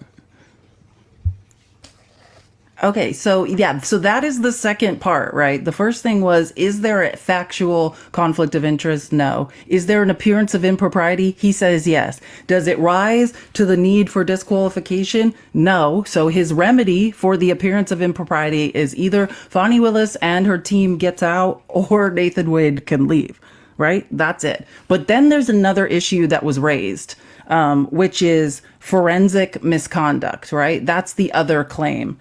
So the Georgia Supreme Court also recognizes forensic misconduct or improper comment by the states as grounds for disqualification. One example of such forensic misconduct is expression by the prosecuting attorney of his personal belief in the defendant's guilt, right? So, finding pre-trial public comment that a conviction would be, quote, the right result constituted an impermissible but not disqualifying expression of the prosecutor's opinions concerning the merits of this case. So, as guidance, right? So now he's going to cite precedent. As guidance, Williams instructs, and Williams is a case, he's citing legal precedent, instructs that the trial court should, quote, take into consideration whether such remarks were part of a calculated plan, evincing a design to prejudice the defendant in the minds of jurors, or whether such remarks were inadvertent utterances. Williams also notes that while a prosecutor's comments may be considered improper, they must be egregiously so to justify disqualification. So what this forensic misconduct is about is the defendant's lawyers basically went back and like every comment Fani Willis has ever made publicly, and particularly, right, remember the church speech? They're saying if she's implying that any of these defendants are guilty or whatever, she should be disqualified based on that. And this guy is saying, well, let me read this next part because it's relevant. This court has not located nor been provided with a single additional case exploring the relevant standard for forensic misconducts or an opinion that actually resulted in disqualification under Georgia law. So he's saying the Williams case he's citing, like that's all I can find. So unmoored from precedent, unmoored, like moored means tied to. So he's saying unmoored from precedent. He's like, there's not precedent here. The court feels confined to the boundaries of Williams. So he's saying the only thing I'm going to cite is Williams, this case, and restricts the application of facts found here to its limited holding. Okay, so he's saying the defendants have exhaustively, this is kind of funny, documented every public comment made by the district attorney concerning this case through their motions and supplemental filings. Many of these have already been addressed. So he's saying, okay, so their argument for forensic misconduct is every comment she's ever made publicly, they have submitted as evidence for it, right? Like, yeah. And he's also saying that many of these have already been addressed. So they were already addressed in a pre-trial challenge made on similar grounds. I forgot about that. Yeah. Remember that brought by defendants Trump and Latham. So he's like, we already did most of this. Yeah, is what he's saying. This court incorporates and adopts the sound reasoning of Judge McBurney. So Judge McBurney's the guy that was handling this prior to McAfee being designated the judge on this case. So he's saying, yeah, we're going with what Judge McBurney said, and finds that any comments made by the district attorney prior to July 31st, 2023 did not amount to disqualifying forensic misconduct. So he's saying prior to that date when McBurney ruled, like this has all already been ruled on. It's not forensic misconduct.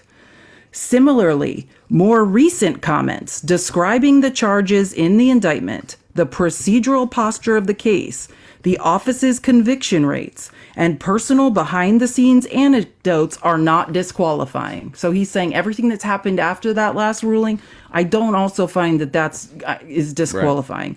Right. This includes the district, and he's saying, like, I don't approve of this, right? He's saying this includes the district attorney's unorthodox decision to make on the record comments and authorize members of her staff to do likewise, to authors' intent on publishing a book about the special grand jury's investigation during the pendency of this case. So he's like, I don't know why she's allowing her employees or she herself are speaking to people writing a book about the grand jury, right?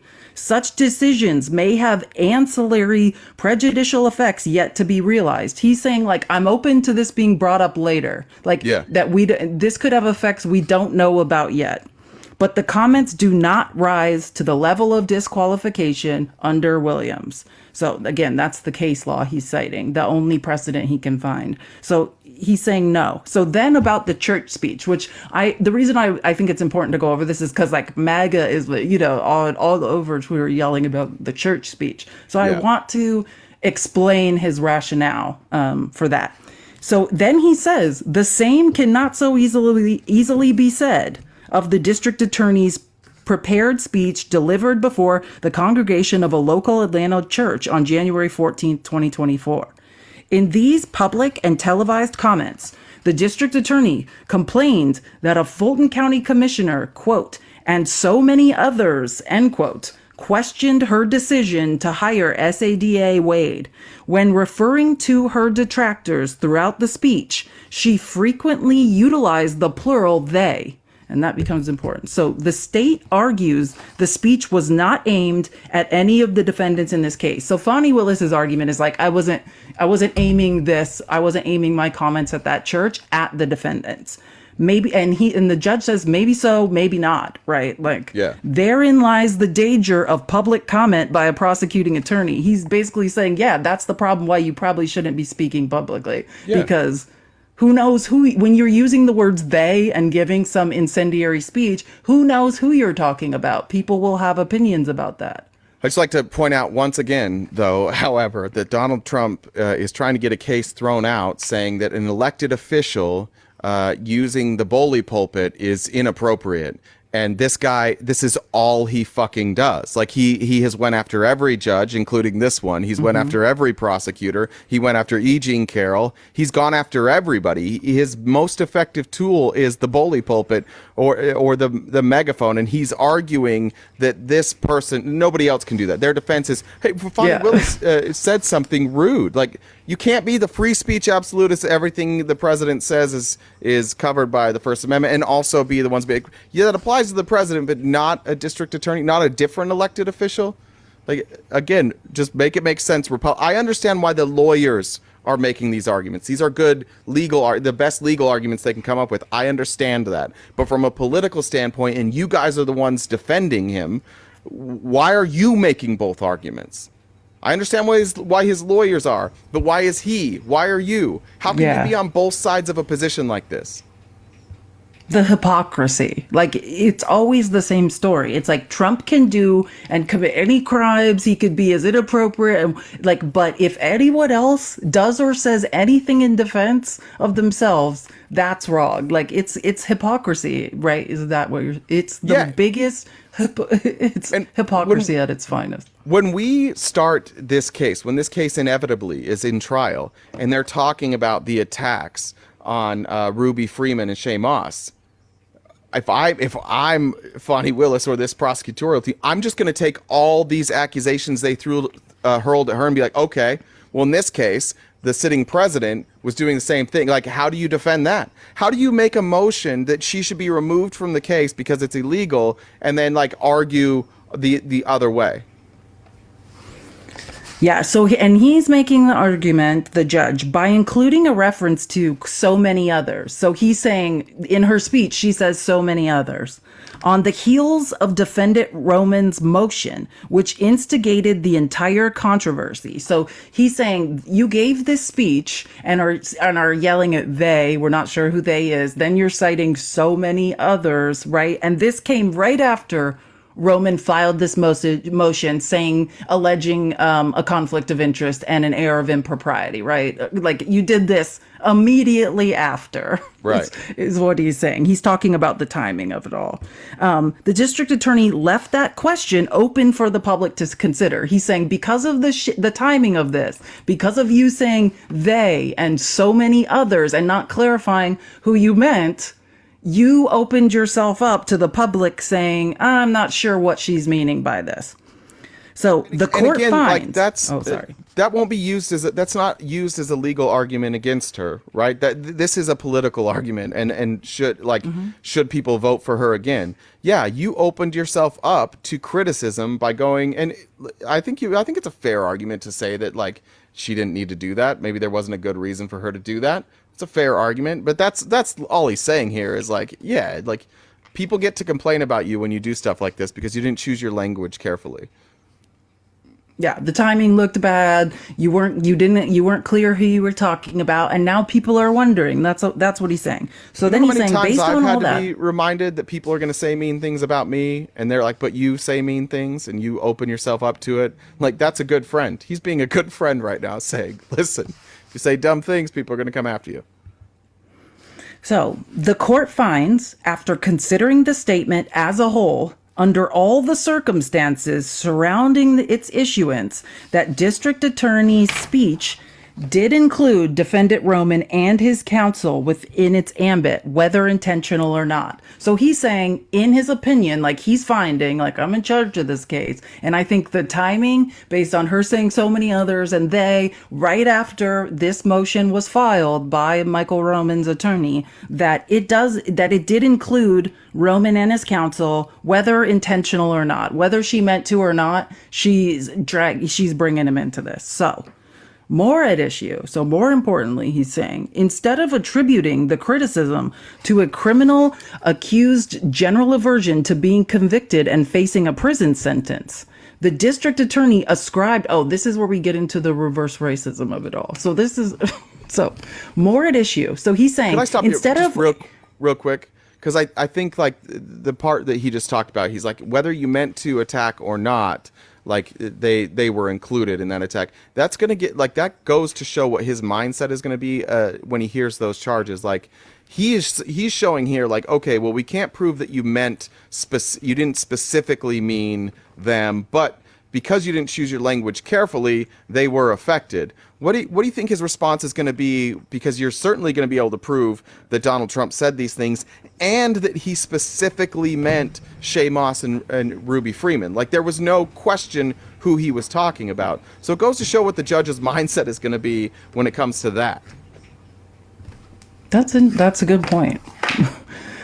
Okay, so let me make sure I'm not... Okay, so here we go. So now he's saying, and more at issue. So more importantly to him, he's saying, instead of attributing the criticism to a criminal accused general aversion to being convicted and facing a prison sentence, so rather than saying, like, okay, this person doesn't want to be convicted and go to prison, the district attorney ascribed the effort as motivated by playing the race card, right? So he's saying you went to that church, and regardless of what it was, like maybe the defendants just don't want to be convicted and go to jail, and that's why they're attacking you. That's why this pretrial motion was brought, because it's their best defense. Instead, you went to this church and played the race card. Now, this is coming from a white male in the Deep South. Like, I think we all know, like, what I think of this. I don't agree. But also, this man represents the middle of the Deep South. So he's just making that point.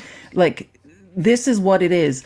And it's about, are you tainting people? Like, jury selection hasn't even begun to start, right? But there's going to be a jury. She went publicly to a church and accused people of playing the race card. Like, how does that make Michael Roman and these other people possibly look? That's what he's saying.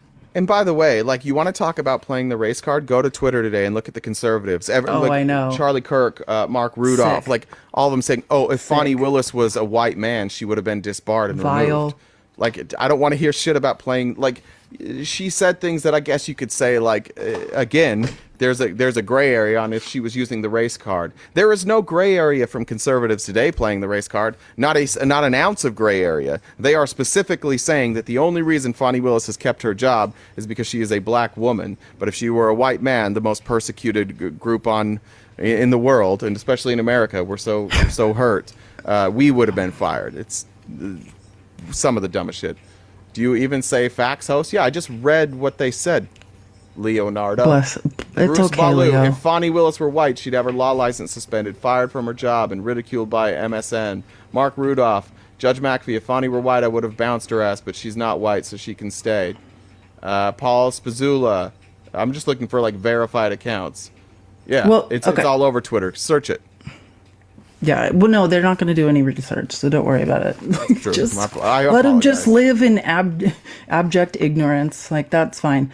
But this is what he's saying. Like, he's not just making claims that Fani played the race card, right? Like, because I just want to say, like, I don't think that what he's doing is unfair. Like, he does go on to cite examples. So he just says she went on to frequently refer to Wade as, quote, black man, while her other unchallenged SADAs were labeled one white woman and one white man. So he's just saying you brought up race, and you know what I mean, when you were at the church. He's saying, because her point was, if you didn't watch that speech, what she was saying, and she rightly said, was like, they're not attacking.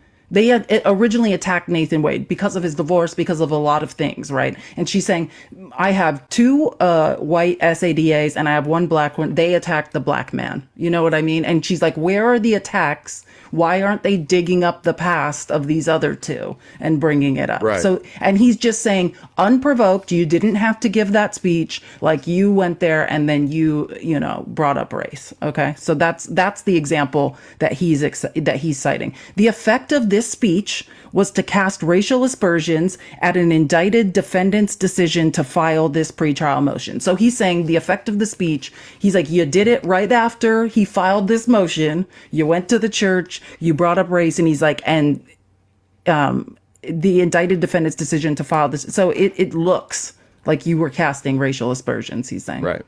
Fair enough. And So, that's yeah, again, and whether or not fair. you agree, you don't have to. This is his take. Yeah. So, however, so now again, this is how he feels about it. The speech did not specifically mention any defendant by name. Although not improvised or inadvertent, it also did not address the merits of the indicted offenses in an effort to move the trial itself to the court of public opinion. He's saying, sorry, but she didn't call anyone out specifically. She didn't call into question like what they did and try the case in the court of a public opinion. She just didn't. Like, that's not what happened there. So he's saying, nor did it disclose sensitive or confidential evidence yet to be revealed or admitted at trial. He's like, she also didn't bring up evidence of the case and bring it into the court of public opinion. That didn't happen.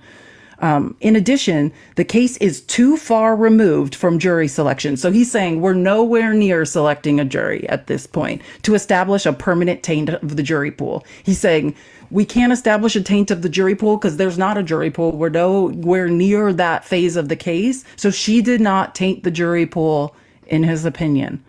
As best it can divine under the sole direction of Williams, he's saying the only precedent we have to cite, the court cannot find that this speech crossed the line to the point where the defendants have been denied the opportunity for a fundamentally fair trial, or that it requires the district attorney's qualification. So he's acknowledging everything that happened, saying, I don't like all this stuff. Maybe she played the race card. Maybe she cast racial aspersions. But sorry, he's like, under the only case law I have, the only legal precedent I can look at, right? The defendants have not been denied the opportunity for a fundamentally fair trial, and this does not rise to the level of disqualifying Fani Willis. So, but he says, and this is the point that for MAGA, he says, but it was still legally improper. Providing this type of public comment creates dangerous waters for the district attorney to further wade into. So, like what he's telling her is like, I don't approve of your behavior. I'm the judge on this case. And if I was you, I would keep my mouth shut in public. So, and he says, the time may well have arrived, right? So now he again, like when he said, listen, there's no conflict of interest, or not, there's no conflict of interest, but he said that. And then he's like, but you can take this up to the ethics commission. You can take this to the Georgia State Bar. The voters themselves can vote her out when she's up for reelection. And again, he says, sorry, I can't disqualify her. This doesn't rise to the level of that. But, right, he says, the time may well have arrived for an order preventing the state from mentioning the case in any public forum to prevent prejudicial pretrial publicity. But that is not the motion presently before the court. He's like, maybe you can ask for a gag order. That's what he's saying.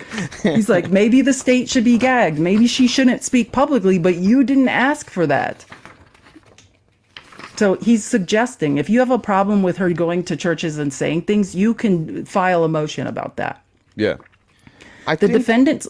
Oh, sorry. Go ahead. No, finish that thought, actually. It's just one sentence. I was just going to say the defendant's motions demanding disqualification and dismissal based on forensic misconduct are denied. So the 3 points are the actual conflict of interest. That's a finding of fact. They did not have the evidence to prove it.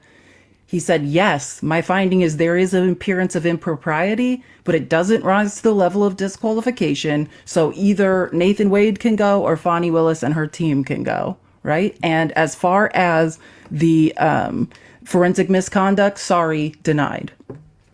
Yeah.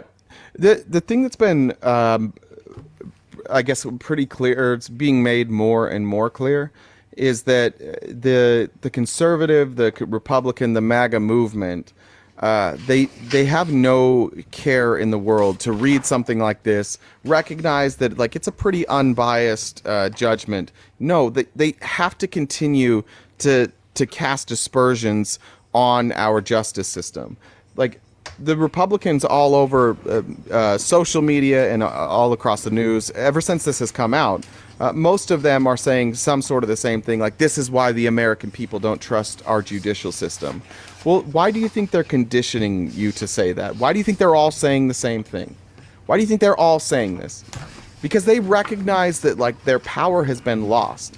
The conservative majority doesn't exist. They don't have the votes to win elections unless they cheat. And by cheat, I of course mean gerrymander, and I of course mean voter restrictions. Donald Trump yesterday was saying that if he wins, he's going to eliminate early voting and in mail-in voting. That's part of his plan, right? The entire idea is to cast enough aspersions on the Justice Department that you have support to fundamentally change the Justice Department. We'll talk about another story today, but like every time Americans just try and stand up and do the right thing and stand in the way of the Republicans trying to subvert justice, they flip it around and be like, this is why Americans don't trust the justice system.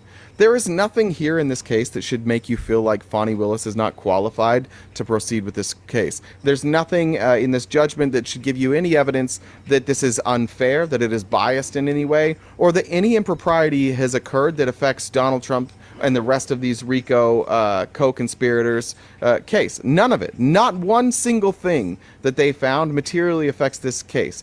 All that you guys are upset about is that the case is going to be allowed to be continued, that it's going to go forward. That's what you're actually upset about today. Think about it. Why do you care about this ruling from this judge? Do you think it really is a two-tier justice system after you read it? No, probably not. What are you actually upset about? Get the roots to it. Donald Trump is going to go on trial. We're going to have to hear more about the crimes of Donald Trump, and that bothers you. And by continuing down this road, you read a judgment like this and you still think our justice system is unfair, like you're just being played. You're the mark. And when they fundamentally change the justice system, if they were to win, and they make all these changes, and suddenly we're like Christian nationalists, don't come to us. Don't come crying about it, right? When you want to smoke a little bit of devil's lettuce, whatever you want to smoke, if you want to drink, if you want to have sex outside of marriage, right? If you want to use birth control, don't come to us when all this shit changes because you love Trump so much that you're like, you know what, fuck it, we're just going to let the Christian nationalists take control of things now. They'll change all the judgeships. They're doing it for us, right? So that we don't. No, they're doing it so that we become Christian nationalists. They want us to take us back in time. They want to restrict voter access. They want to restrict medical access. They want to control everything, and they want to force Christianity down your throat. And they're saying it openly and publicly. We have to get into these 7 mountains. We have to get into government. We have to get into the workplace, and we have to fundamentally change how they operate so that we can grow the kingdom of God, or whatever they want to say about it. What they're talking about is a God whose job it is to give us a bunch of rules that we have to keep, and they want those rules to be the actual law. Like that's what we're looking at, guys. And you guys are going along with it just because you love Trump.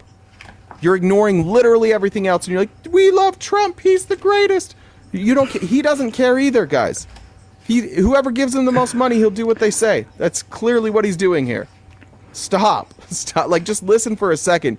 Try and not think about Trump while you're listening. Yeah, because it's going to affect us all outside of Trump, right? Trump's not going to be around forever. And if we allow the onset of fascism, Christian nationalism, that will continue affecting us all for all time. I want to say one funny thing about this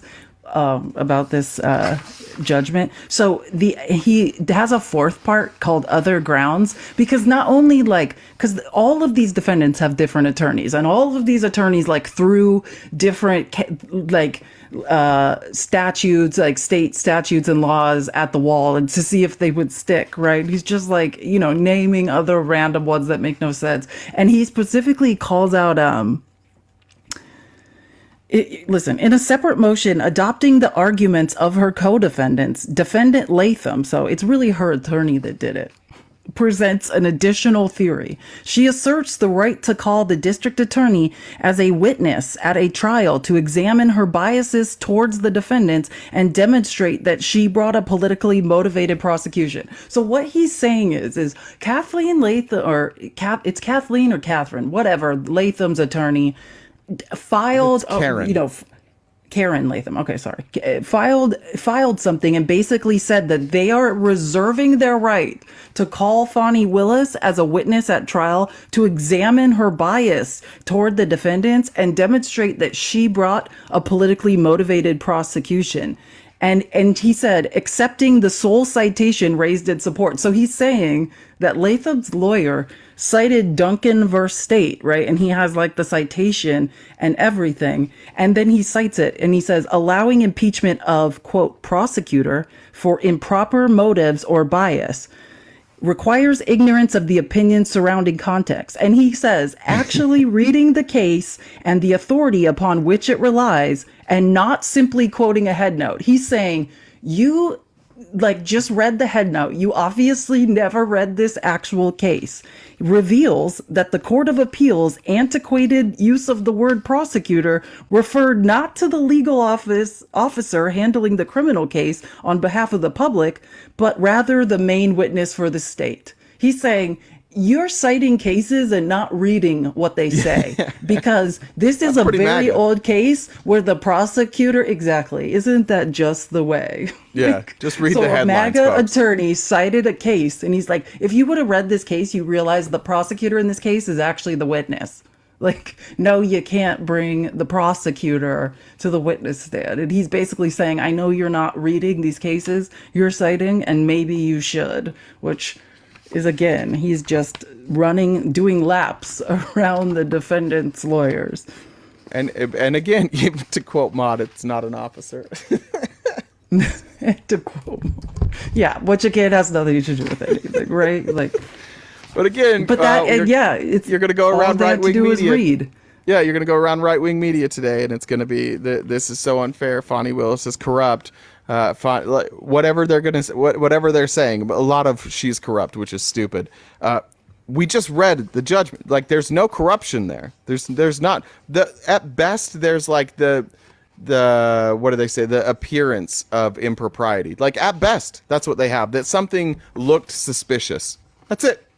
That's what we've concluded here. And you want to say that the judge is biased for that. And again, the only reason you guys give a shit about this is because you do not want your Lord and Savior Donald Trump to be held accountable for anything. You don't want him to go to trial for anything. You're upset that he's at trial. You guys don't know the facts of the case yet. You haven't heard his defense yet. You haven't even seen the entire case against him yet. And you've already decided that it's unfair, and you're desperate to make this go nothing's away. more biased than that, right?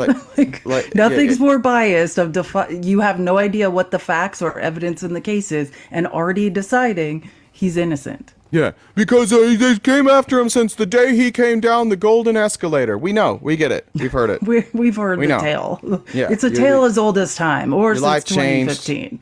You hadn't had an erection in 7 years, and then he came down the golden escalator, and boom, there it was. And that was the moment. All of a sudden, your life had meaning. We got it. And you saw right then, Hillary Clinton was there, and she immediately started writing the Steele dossier. We get it. But also, just point out to these people, like, if you're in debates, like 2 days ago when he dismissed this is the same judge that dismissed 6 counts, and they were like, let's go defend him, and this is an amazing judge, and he's doing the right thing, and he's fair, right?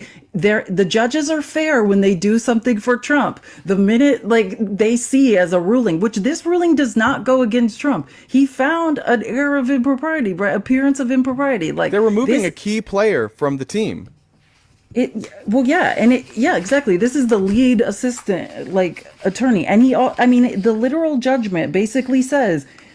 An appearance that must be removed to the state's selection of one of the two. The defendant's motions are therefore granted in part, right? They got half of what they wanted, is what he's saying. This is the fairest ruling. And I will say, the New York judges on the New York Supreme Court are very fair, but what they are is wildly experienced. These are justices, if you will, who've been sitting there forever and ever and ever, know how to run their courtroom, and they hate Trump's antics. This guy gives these attorneys for MAGA all the time in the world to make their cases, talk about their feelings, and he listens to these town motions gossip. He gives them all validity, whereas the New York justices are like, please shut up. Alito Hobble says something, he's like, oh Jesus, you're talking again. You can feel the sarcasm in their writings, in court filings. And this guy, Judge McAfee, is a nice guy who's trying to do the right thing, who is highly, highly intelligent. What's up, Hog Boss? Good to have you in here. Good to get you over here on liberal TikTok for a minute. Amber had a question for you, though, Felice. Amber wants to know, what do you call a well without underpants? A whale or a well? W-H-A-L-E. A whale. Without underpants? I don't know. Free Willie! Oh, that's funny. Thank you. Okay. I liked it. I also love that movie. That remember young Joshua Jackson? That was Joshua Jackson. That was? Yes, that's Joshua Jackson. Right? Isn't that him in Free Willy? I gotta tell you, that's his first movie. I gotta tell you a story about my mom. So that song is, my mom does not listen to music on any level above 2. When we used to go, when she would drive, we had a group that would carpool to soccer practice. There were 3 of us. And so we all lived close. And so they would take turns driving us to soccer practice or soccer games. And whoever's parents were there, we'd listen to music. But if it was my mom, she would turn the music to 1 or 2. And she would just talk. Because my mom she talks, and so we couldn't listen to music, and of course we could never listen to any music with curse words at all. So driving in the car with me, where everybody hated when it was my mom's turn to do carpool. But there's 2 songs in the world that she will turn up the music to, and kind of dance, which looks like this. While she's tapping her hands on her legs, and it's a beautiful move. It's my mom's favorite move and only move. But the 2 songs are "Dancing on the Ceiling," which is Lionel Richie. Do you know that song? Yeah. Oh yeah. That's pretty famous. And the Free Willy song from Michael Jackson. But my mom would say, I love this song. I don't agree with Michael Jackson in the way he dances, but I love this song. In the way he dances, not the diddling of the children. Well, we weren't there yet. We didn't know that. We should have known. Allegedly. Whatever. We should have known. But yeah, that's... I'll do it again. No, but that is the thing. People can be amazing musicians and dancers and still be, completely creepy. And by the way, that song's great. It's one of the all-time great songs from any movie. I forget what it's called. Will You Be There by Michael I know Jackson. exactly what you're talking about. Yeah. Yes. It's so good. Yeah, it's such a good... Yeah, that was a great movie. Free Willy. So anyways, what do you want to... Thanks, Amber. talk about? So anyways, that's that. Let me pull up the show. I feel better now that we went through that. Felice in teacher mode is the best. What do we want to do? We want to laugh at people, or should we just like talk about how? Well, I think actually the best segue is probably to talk about the judicial. What do you call it? Ruling? I don't know. Rule change. We talked about it briefly yesterday. You sent me the article, I believe. Yeah. No, the rule. Do you guys remember we went over the article about the independent body that governs the federal courts? That controls like how cases are assigned. Are saying because of what's happened in that district in Texas and Judge Kaczmarek that keeps decimating women's rights, blocking, banning mifepristone. They're saying that if cases are going to have like statewide or national implications and are going to affect like huge thing, make huge differences, that there needs to be more than one judge. They're basically saying the Heritage Foundation can't keep bringing these cases that have national implications, are going to put women in danger, to these specific districts where they know there's only one conservative judge and their case will be pushed through. Yeah, and I checked briefly, and Felice, correct me if I'm wrong here, but it doesn't appear that anybody's fighting this ruling at all. Because everybody recognizes that it's fair, you shouldn't be able to judge shop, and nobody's like doing pressure campaigns. There's no PACs or anybody that's like trying to say that, or maybe even saying like the judges can't make their own rules. Nobody's fighting it because it's so sensible. Is that correct? Did I get that right? Absolutely not. I did not get that right. Oh no, who's fighting? I think it's the exact opposite. There's people fighting. Who do you think would fight it? Well, I would guess it's liberal women. crybabies. Women are like, no, we want people to easily be able to ban our rights. Yeah, this can't stand. Yeah, no, it's. Oh God, the GOP. Who do you think? McConnell? Not Mitch McConnell. No, the Golden not Mitch Boy. McConnell. Mitch the Turtle McConnell, the most feared creature in the DC swamp, and his golden boy John Thune are pissed. They're luckily you have no authority to say how cases are assigned. We found a loophole with which we can easily exploit, to ban women's access to healthcare, and we want to keep exploiting it. And let's just, once again, Republicans, let's take all politics out of this. Do you think it's a good idea that when you want new legislation or you want something to be changed, that you shop all around the country and try and find a judge that will give you the ruling that you want? Do you think that's a good idea or a bad idea? I'll give you 3 seconds. 3, 2, 1. Okay, we're all in agreement. Bad idea. Yeah, think about the Second Amendment, because that's what you guys get very emotional about, right? That's kind of how women feel about our bodily autonomy and being able to make our own healthcare decisions. So just imagine 2A. If I was going to bring a lawsuit and I, worked for a think tank and I shopped all around the country and it's like, where is there a district? Where's there a place where I can bring this lawsuit where there's only one judge who's wildly is the farthest left possible, is anti 2A and wants to ban, wants to wants to overturn the Second Amendment. And then I brought that case there and there was only one judge, no one with a dissenting opinion. And the judges, get this, the judge in this case, to help you out, Republicans, just to crystallize it, the judge, transgender woman, blue hair. She has read the Communist Manifesto. And get this, she's pro-choice too. And she gets to make all the rules. You guys like that rule?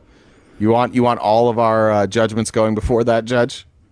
That's what you want? No, of course this is a nonsense rule. And of course, again, look at your party. Why the fuck does your party want to have rules in there that they can exploit? Why are they always the ones arguing for these loopholes that make no sense? Why? It's because you don't have enough people. You don't have enough people to get the rulings that you want, so you have to consolidate power. And that's what fascism is, and that's what you're going along with. when we keep saying like, guys, this is looking like fascism, this is what we're talking about. We're righting a wrong here, saying like, you can't judge shop. Of course you can't judge shop. And Republicans are like, well, fuck, there goes our plan. And so they're like throwing a fit, right? You can't do this. This was all part of our plan. And you guys are going along with it. And there will be no end of division. Eventually, those of you who aren't like diehard, ultra right-wing Christian nationalists, eventually you will be the fringe, and they will take away your rights. Like, they want it down to actual Christian nationalism. They won't stop. There's not a stop here. So even if you think you're safe now, you're not. Yeah, so it's McConnell, Thune, the Golden Boy, Senator Tom Tillis from North Carolina, All the freethinkers. John Cornyn, right? The usual suspects, right? All did a press conference, and they're questioning. So the Judicial Conference of the United States, that's who manages the case distribution of the federal courts, right?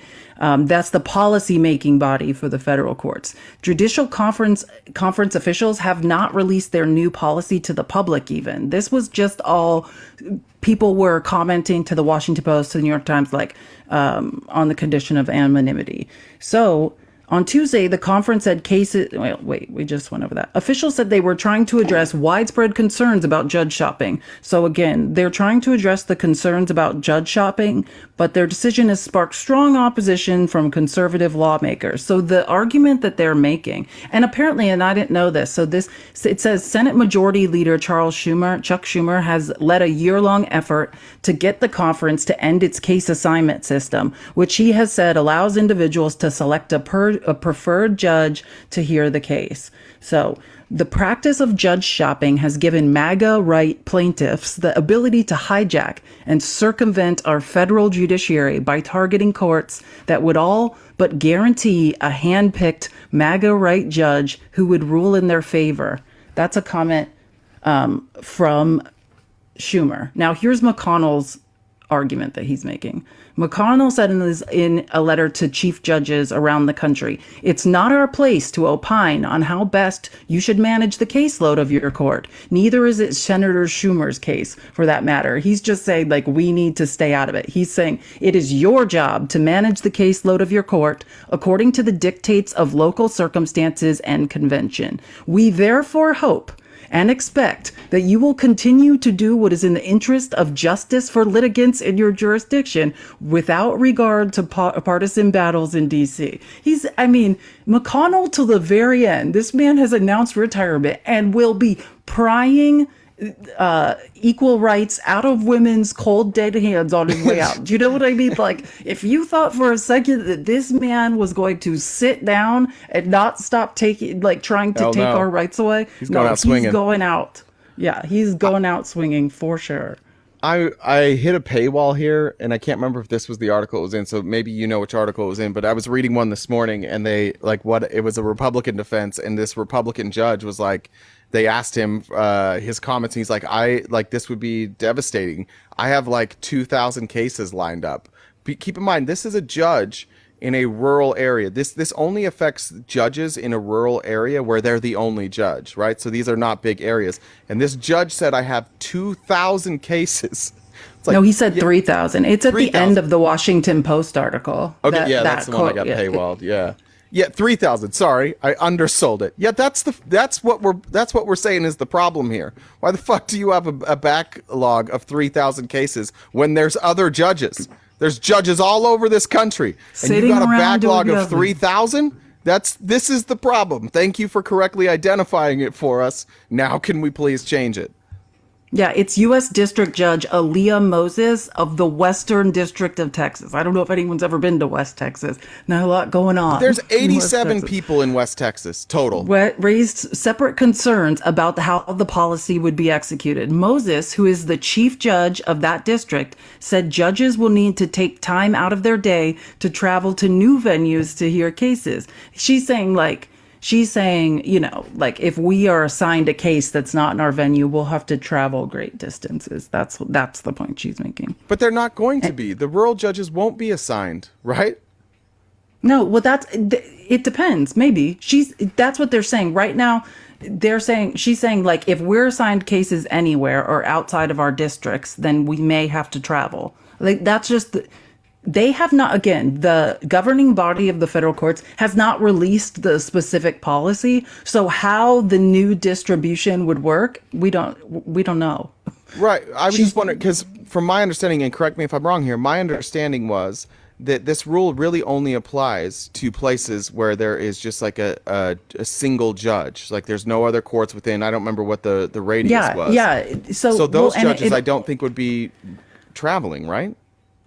She's saying, I am in the Del Rio division. We do not have airline service. If I am assigned a matter in any one of our divisions, I must travel by vehicle, Moses said. The closest other courthouse to me is in San Antonio, which is about 150 miles away. Traveling to any other division would be at least 2 to 3 day trip. This incredibly impacts my current Del Rio docket, which has over 3,000 criminal cases on the docket. So it just depends on what the actual policy looks like and how judge distribution would then be done. But she's saying, I have 3,000 cases I have to hear here. And then if I need to travel outside, it creates a conflict. But we don't know how relevant that is or isn't until we see until we see the actual policy. And again, this is only for cases of single judges in a division and cases that affect the entire state or, like national, like the banning of mifepristone. That's the example that brought this on, right? Yeah, they're saying there cannot just be one judge who decides, to ban mifepristone for the entire country. Yeah, it's too bad that there wouldn't be a solution to that where they could to in response to her, not to you, in response to her, I'd just say it's too bad there's no solution where they could figure out how to schedule things so that you don't have to travel so much. Yeah, if only we had maps. Yeah, more judges software for that sure. could schedule more judges. Yeah, any of those things would be fine. If only there were a million fucking solutions to the hypothetical that she's putting up there. If only, but unfortunately for us, it could be completely unrelated. Yeah. Yeah, is she heard of Zoom? Do they not have internet where she lives? Like, there's so many solutions here. I don't know. Yeah, it's like she's like, I have to go on foot. It's like, what are you talking about? My horses cannot go that far. God damn. Well, it's like, that's also an argument for the high-speed light rail system we need to install in America, but we're not talking about that. Like, what are you, yeah, no one knows exactly why. It doesn't necessarily have any relevance to what we're talking about. But I want to play this. So now I want to play a clip from Chris, All In with Chris Hayes last night. And they are specifically talking about Kaczmarek, right? That judge that this is based on and his unlawful banning of mifepristone. So this is just another example of why. So this is like, we're talking about them trying to make it so you can't just be one judge making these huge decisions that affect everyone. Well, here's another example of why. I was really struck by this ruling that came down from the Fifth Circuit. So the Fifth Circuit is sort of notorious as the most sort of like aggressively right-wing court in the nation. It is particularly aggressive on issues of reproductive choice. A father who has sued to stop federally funded clinics from providing contraception to his teenage daughters. Now, he stipulates in his filing, they haven't tried to get contraception. Right. This dad is saying, my daughters never tried to get contraception, but I am bringing a lawsuit to stop them from ever being able to. Great dad, this man. Great dad. He's literally bringing a lawsuit to limit his children's rights. What great parenting. You know what I mean? Just whatever you... Just get him a chastity belt. That's cheaper. It's absolutely ridiculous. A father who has sued to stop federally funded clinics from providing contraception to his teenage daughters. Now, he stipulates in his filing, they haven't tried to get contraception. Right. He has no stated injury. It's all hypothetical. I got good daughters. Yeah, but normally in a lawsuit, you have to be injured. Yeah, he's saying, oh, this never happened. This is all hypothetical. Also, how do you know that didn't happen, Pops? How do you know? You don't know. Your daughters aren't talking to you about their sex lives. Like, they don't feel comfortable talking to you. You don't know. If you're a person who's bringing a lawsuit that restricts your daughter's ability to get birth control, I promise if any of them wanted one, they didn't talk to you about it. Like, if they wanted access to birth control or tried to get birth control, they didn't talk to you about it. I promise. They didn't. You are unaware. Right. He has no stated injury. Yeah. It's all hypothetical. Someday it might happen. And the Fifth Circuit has ruled in his favor. And In part, yes. In part, a district court correctly reasoned the father alleges injuries to his religious exercises and parental rights that have perennially been honored by American courts. For example, he claims the policy burdens his right to exercise his Christian belief his minor children should abstain from premarital sex. They want to... That's it. They want to restrict access to contraception. They keep saying out of one side of their mouth they don't. And then when you look at what conservatives are doing in the courts and how they're proceeding, they do. It gets weirder. So this comes out of Judge Matthew Kaczmarek's court. He's the guy who's the Matthew Bristone case is going to the Supreme Court next week, the medication abortion, backdoor abortion ban. Then it goes to the Fifth Circuit, and the judge who ruled is the same judge as the Hobby Lobby case. The Hobby, and Jonathan Alito the leaker in the Hobby Lobby case, same judge. So they have found this backdoor, right, to this conservative Supreme Court. Basically, we go through Kaczmarek, it goes to the notoriously conservative Fifth Circuit Court of Appeals, and straight to the Supreme Court, and, Handmaid's Tale, here we come.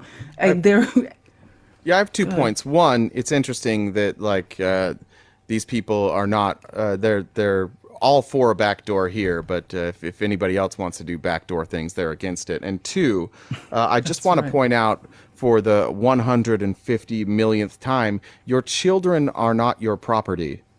Your children are humans, and they also have rights, and they have the rights over the autonomy of their own bodies. I fucking hate this lawsuit for a lot of reasons, but I really hate it because this dad is suing, saying that his personal beliefs are being infringed because other human beings are allowed to do things. It's not him. Nobody's telling him he can't take birth control. In fact, he can, probably. I don't know what that does to his body, but he can. And he can also choose not to. But he's saying, this is a court case saying, this is a man saying, my rights are being infringed upon because of what other people make, or because of how other people are making decisions about their own bodies. Leave the fact that they're kids. You don't own kids. There is no constitutional right. There is no legality in saying that you own your children. You don't. And if they do something, if they take birth control, you have to show the harm. Where is the harm to you? If your children take birth control, what's the harm on you? Yeah, theocracy, here we come. medication abortion, backdoor abortion ban. Then it goes to the Fifth Circuit, and the judge who ruled is the same judge as the Hobby Lobby case. And Jonathan Mitchell, the attorney, is a notorious Trump crony. So it's all of the things you cover. It's all of Project 2025 encapsulated in one crazy case. Do you see what we're doing here? Like how dangerous this is. And we have women, right? And people with uteruses voting for the Republican Party, voting for Donald Trump. Talk about working against your own self-interest. Yeah, guys, how do you think Project 2025 is going to roll out? Do you think they're going to announce it on TV and we're all going to get a pamphlet that says, here's Project 2025, it's our new constitution? Like, it seems like that's what conservatives think, because like she correctly identifies, this is laid out in Project 2025. And a lot of Project 2025 relies on Donald Trump being president, but not all of it. In fact, there's a great deal that it doesn't matter who's president if you have the right judge in place. And that's what we have here.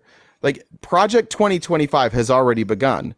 It's just that there are aspects of it that will require Trump or somebody who will go along with this as president. But Project 2025 itself, Christian nationalism, the very thing that little white privilege thinks doesn't exist and isn't happening, it's happening right fucking now.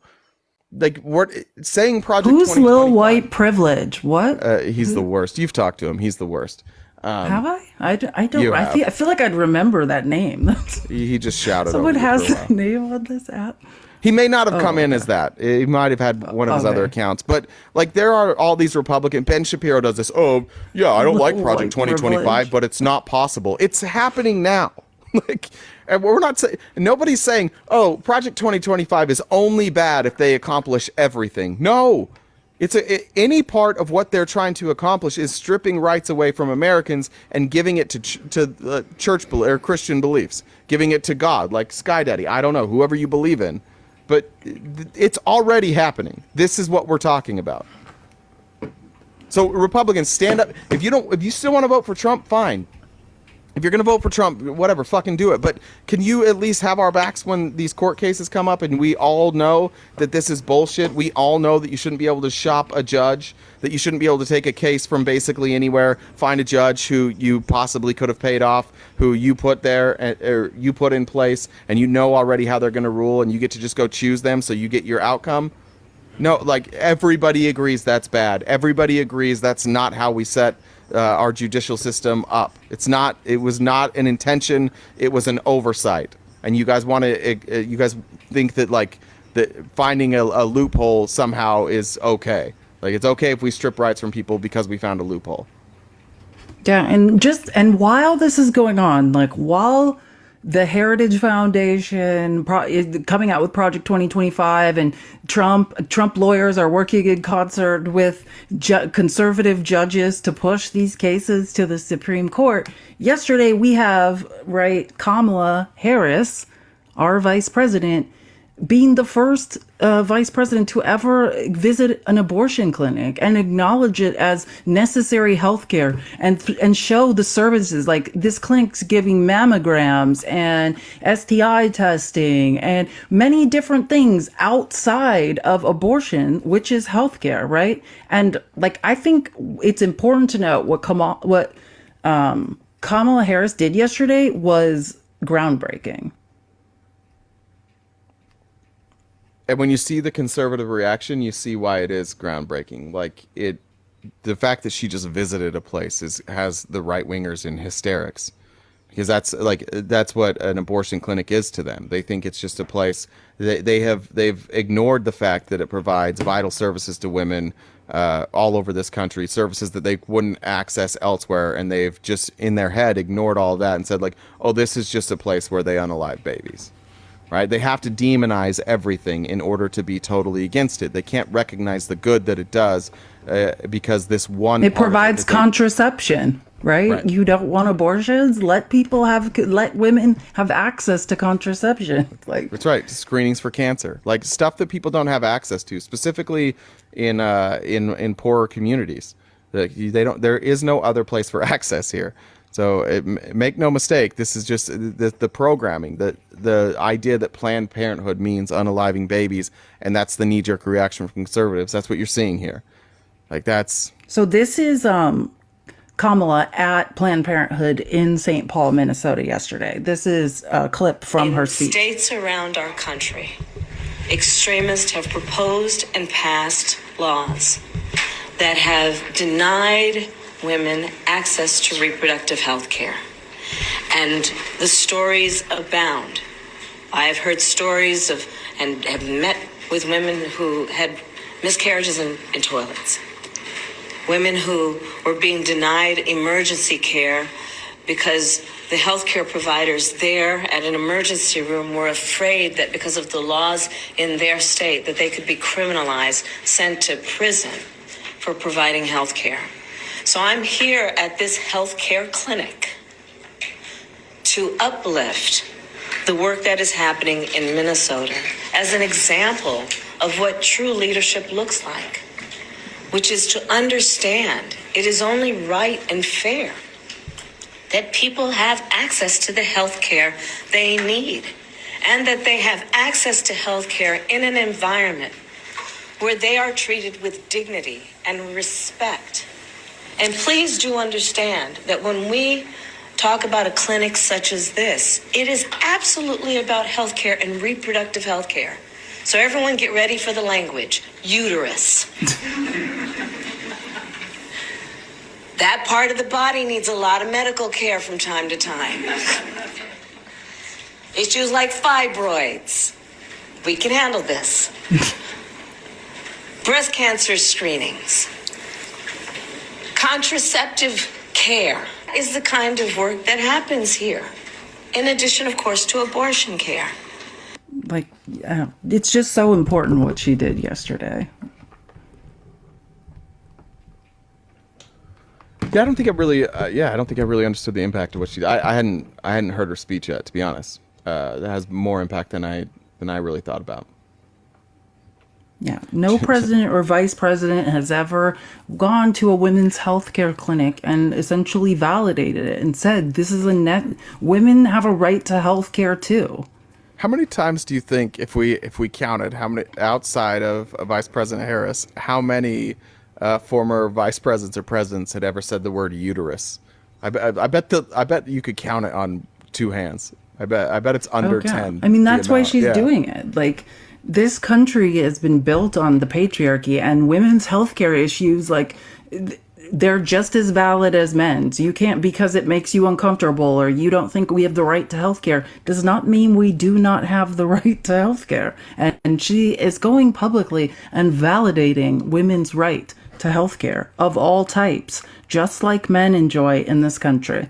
And then also super important, like I've talked over and over how I'm a huge fan of Minnesota and their progressive policy, like, you know, universal school lunch and all of these programs that are making a difference in Minnesota. And Tim Walz was on Caitlin Collins' show last night, and Tim Walz is the governor of Minnesota, and you just have to hear, this man is amazing.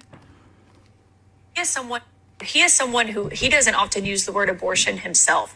I don't think that's totally surprising. He's an 81-year-old Catholic, and his views on this issue have evolved.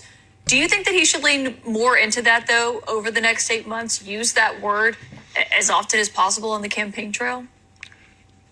Well, you're right. And I think each person, as they start to try and understand this, and you can hold two things are not mutually exclusive, that people of deep faith can also understand that a woman's right to make these choices is important. I do think it was important to listen to Vice President Harris today say, look, I'm going to say some words people don't want to hear, like uterus. And she was saying that. I think old white men need to learn how to talk about this a little more. And I think the biggest thing is, listen. The governor of Minnesota, old white men need to learn how to talk about this more.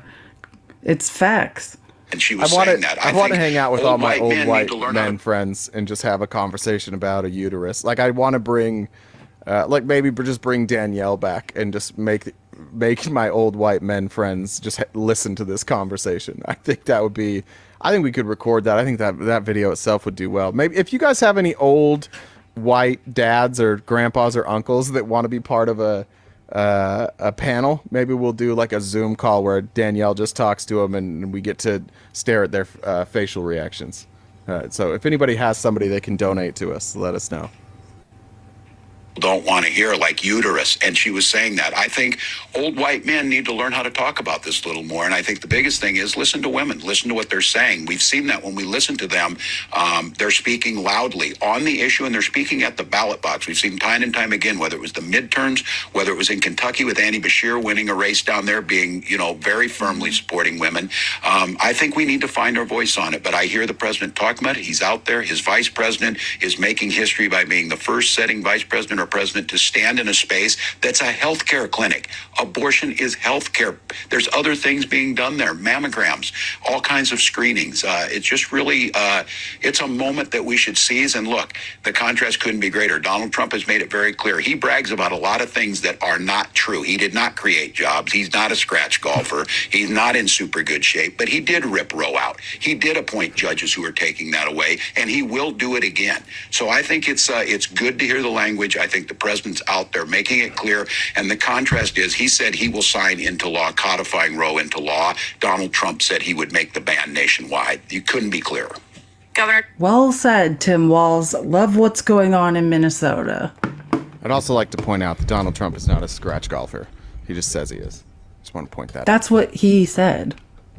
Oh, I thought he Tim was saying Walz Joe was Biden no. He's making the point. He's saying he's golfer. not a scratch golfer. No, he's talking about Trump. He's saying he understood. says he's a lot of things that he isn't. But what he is the guy that overturned Roe.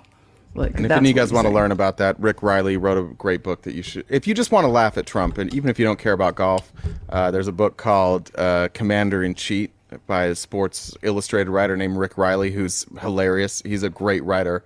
Highly recommend that book. I have to go to the restroom really quick. All right, I'm going to do some housekeeping things.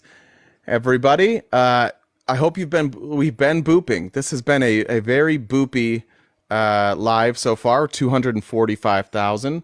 Again, there's our Cash App and our Venmo. If you would like to donate to the cause, that would be much appreciated. We'll also read it, virtually anything you write. I've read some awful things. So far we haven't found the line of what we're not willing to read, but we could find it. Who got TMI? Oh, TMI going to the bathroom. Usually TMI is for me. Let me hop over to our show outline. Actually, are there any Republicans here? Do we have Republicans in the chat today? I know Drew was here. Raise your hand if you're a Republican or not even a Republican. If you're supporting Donald Trump and you're in the chat. We have about an hour left, and I can go a little longer today. We'd be happy to talk to any of you guys about any of this. We've turned over a new leaf, being nicer, and Felice makes sure that I'm nice, and she gets mad at me if I'm not nice. So we'd love to have a pleasant conversation with any of you about any of this topic. Well, Ryan, why do you keep saying that? What are you tired of, Ryan? What's Ryan tired of? Let's all talk to Ryan. We're gonna get Ryan. We're gonna get Ryan sorted out. Ryan, what are you tired of, my friend? That's too damn bad. Well, listen, I find ways to not be nice. Oh, he needs a nap. I hear you there. Ryan's been here for a long time.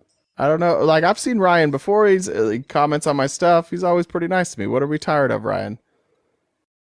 Jen wants to make sure you guys all know she did not agree to be more nice. Jen, and nobody can tell Jen shit. So, where are you, Ryan? Do you want to come up, Ryan? We can talk. We can talk about your feelings if you'd like. Did he leave after that? Jen, yeah. Jen takes out all of her anger on me. She's been picking on me today, most of the day. Did Ryan leave? Ryan, where did you go?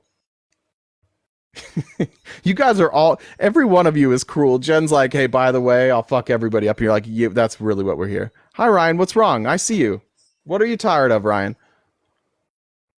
Thank you for saying you're here. I just want to know what you're tired of. We've stopped this just for you. This is about you now. No, he's not a try. You did? Oh, there it is. Popped up. All right, there you go. Sorry about that, Ryan. The request didn't show up until just right now if you sent it a while ago. What's up, Ryan? Hey. Are you there?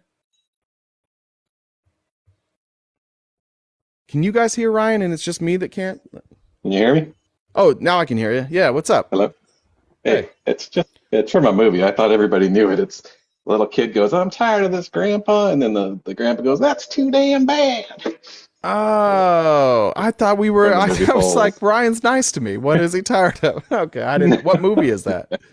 It's the movie, it's like a Disney movie, Holes, but there's a meme that goes around about it too. So oh, I'm not very cool. I don't know the memes. I thought it was a known thing, so it was just a joke.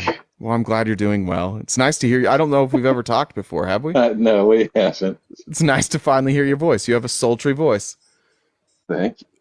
All right. Well, teacher's back. I don't know why I can't see anything anymore, but there it is. There it is. All right. Talk see you later. Bye. All right.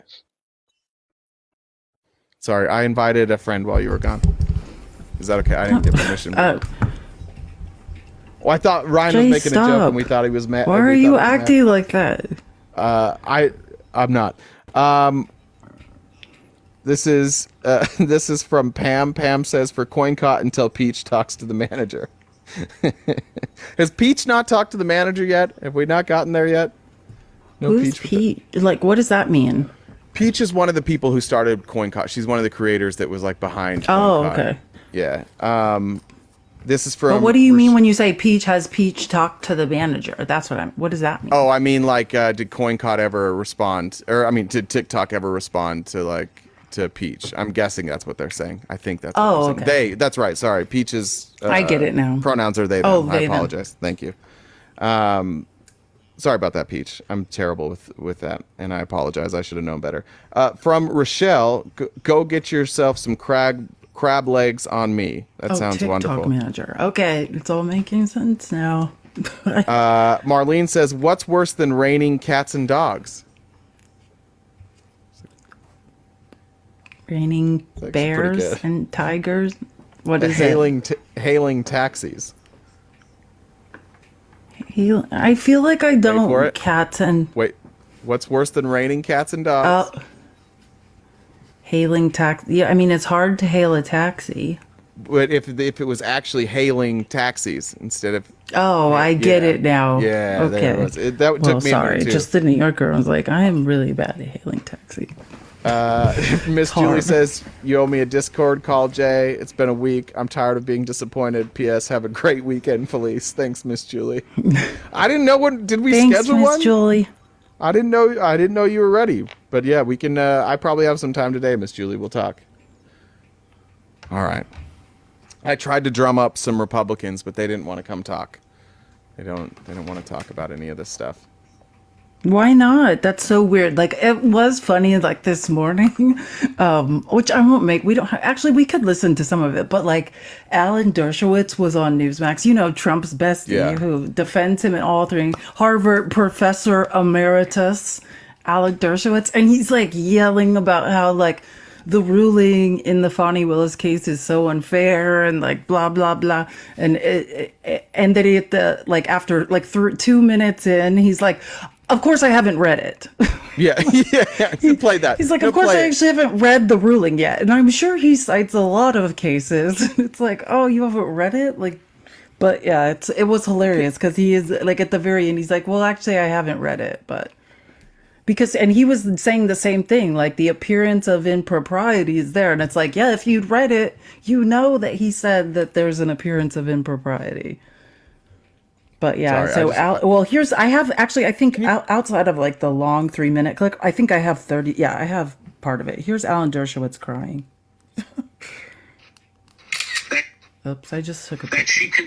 That she conspired to commit perjury with Nathan Wade and with the other witness.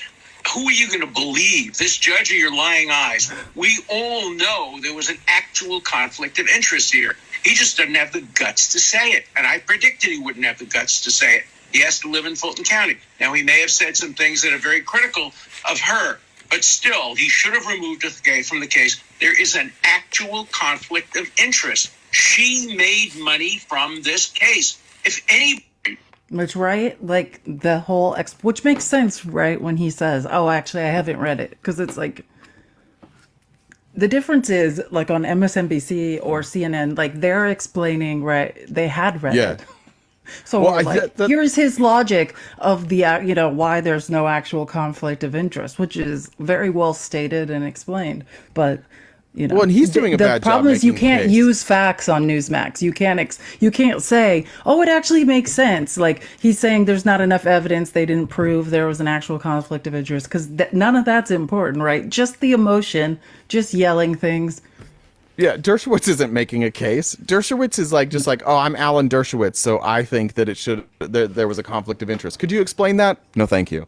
No, I just want you to know that the judge got it wrong, even though I didn't read what the judge said, and I'm not going to provide like a counter narrative. I'm just going to tell you the judge is wrong. I'm Alan Dershowitz, and the judge is wrong, and that's good enough for Newsmax. That's good enough.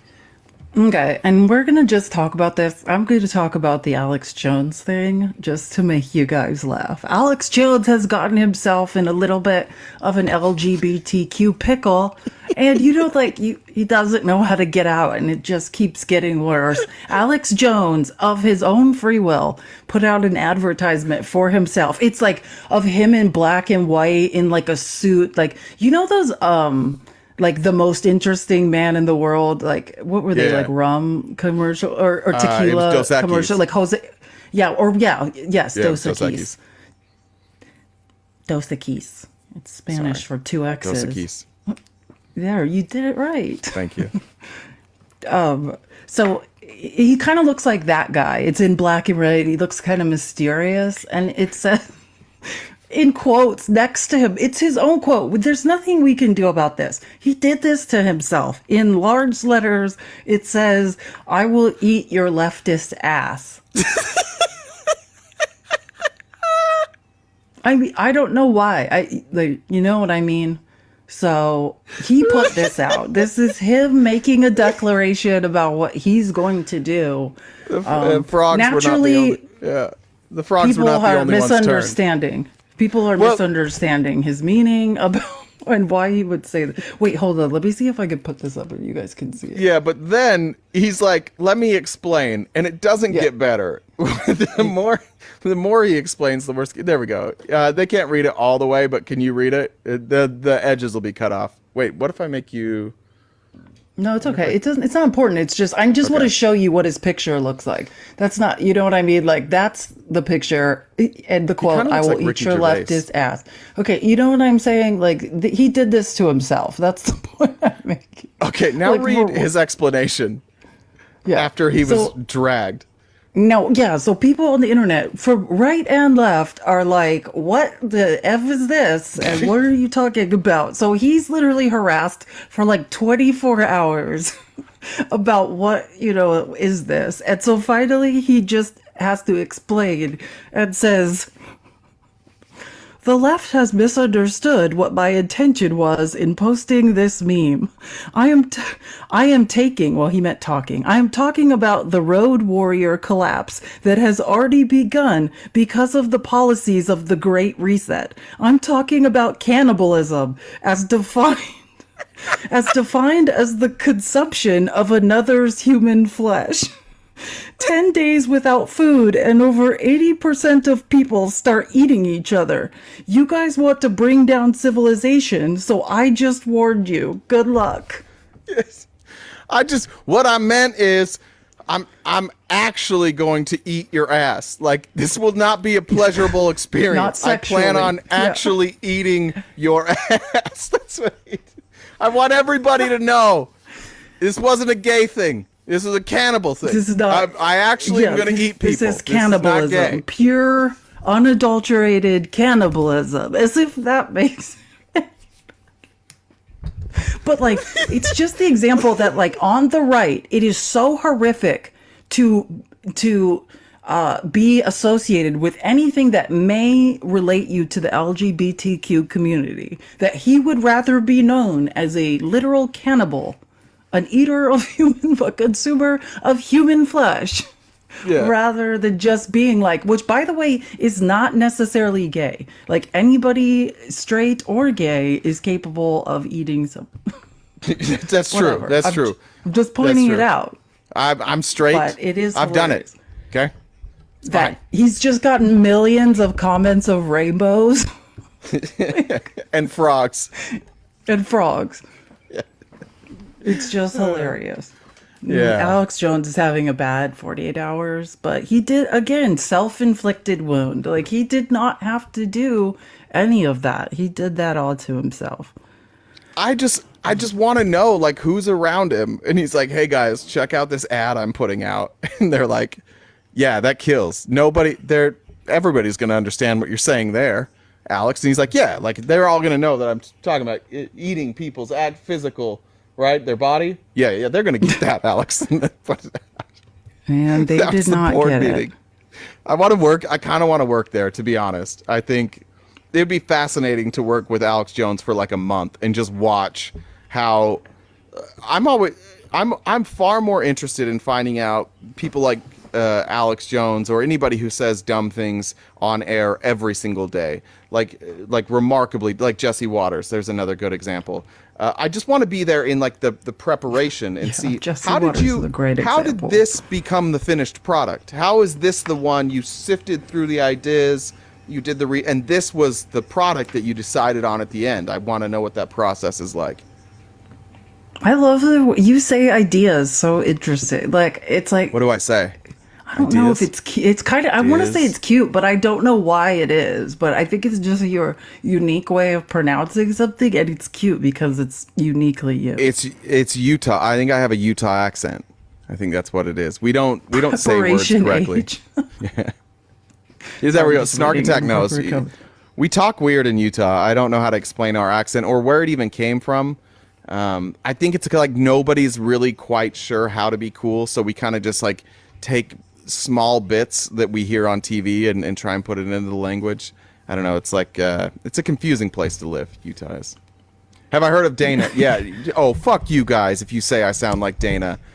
Block anybody who says I sound like you don't need to know who Dana is. Dana's Dana might be the most I don't know who disliked. anyone is, which is the only thing probably keeping me I didn't sane know who on Dana was either. I can't remember if they go into Danger's Live or Hog Bosses. It's one of them.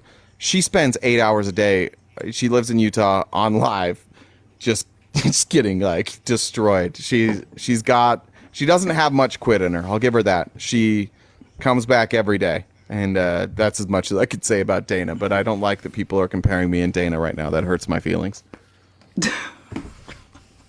Yeah, I get it. I just don't know who that is, so I can't say for sure. But I want to, since we were best. pointing out, we were talking about Minnesota, right? And we're showing like Governor Tim Walz and like the progressive agenda and how it's working in Minnesota. So I just want to play a clip of the Minnesota State Legislature, right? This is a Republican in the House talking.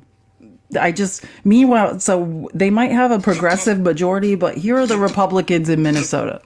The puffery that happens here in this committee is very similar to the puffery that happened and has been happening with the governor and Democrats about the whole idea of hunger that you pointed out too. We say that people in this state are hungry when 70% of them are obese or overweight. That's what we're doing right now in the state of Minnesota and in our country. The left is continuing to push us.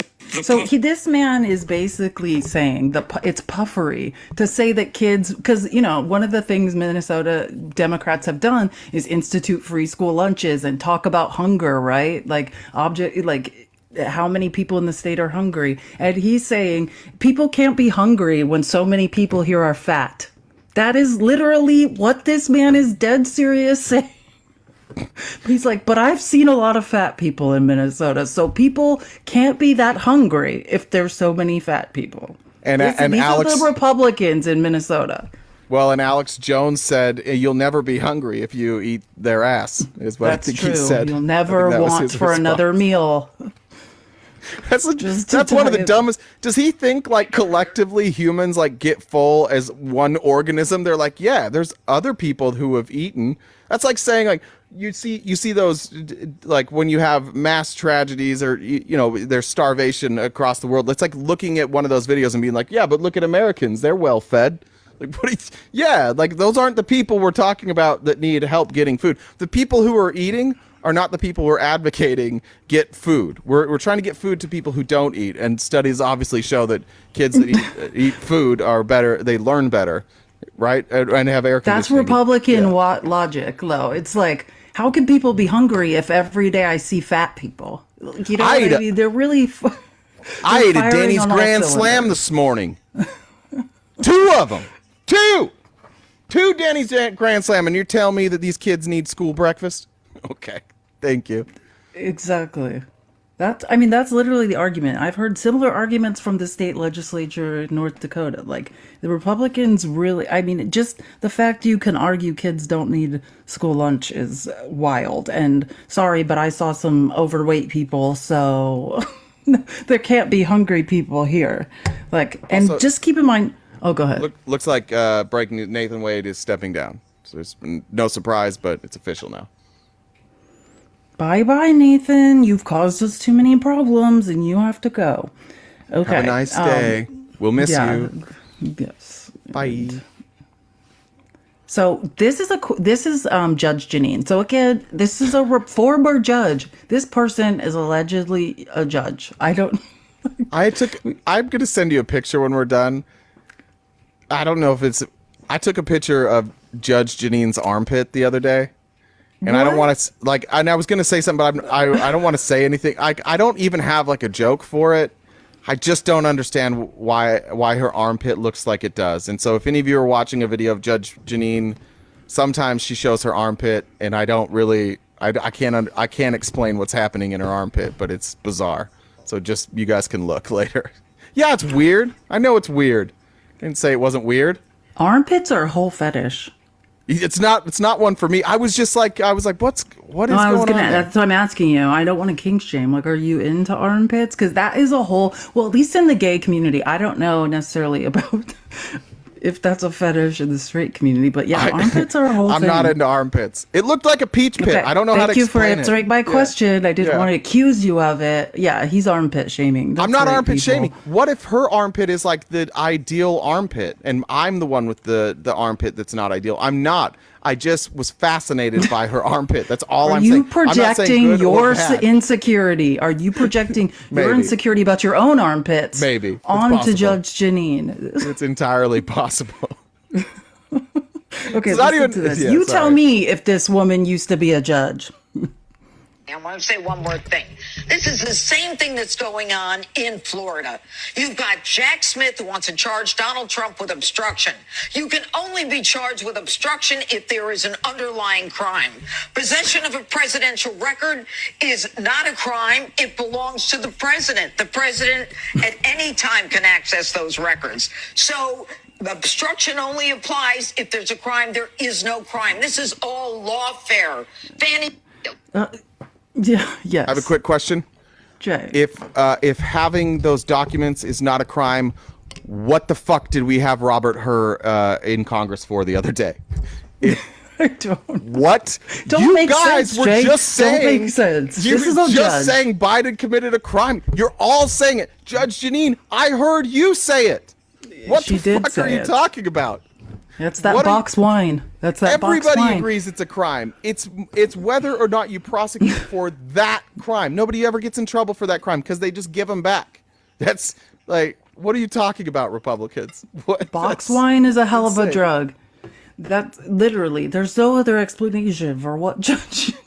I'll say this. Anymore. Thank God that Judge Janine is on Fox News and that they didn't like throw her out in West Texas so they could throw these cases before her. Oh my God, she would just be having a heyday out there. Yeah.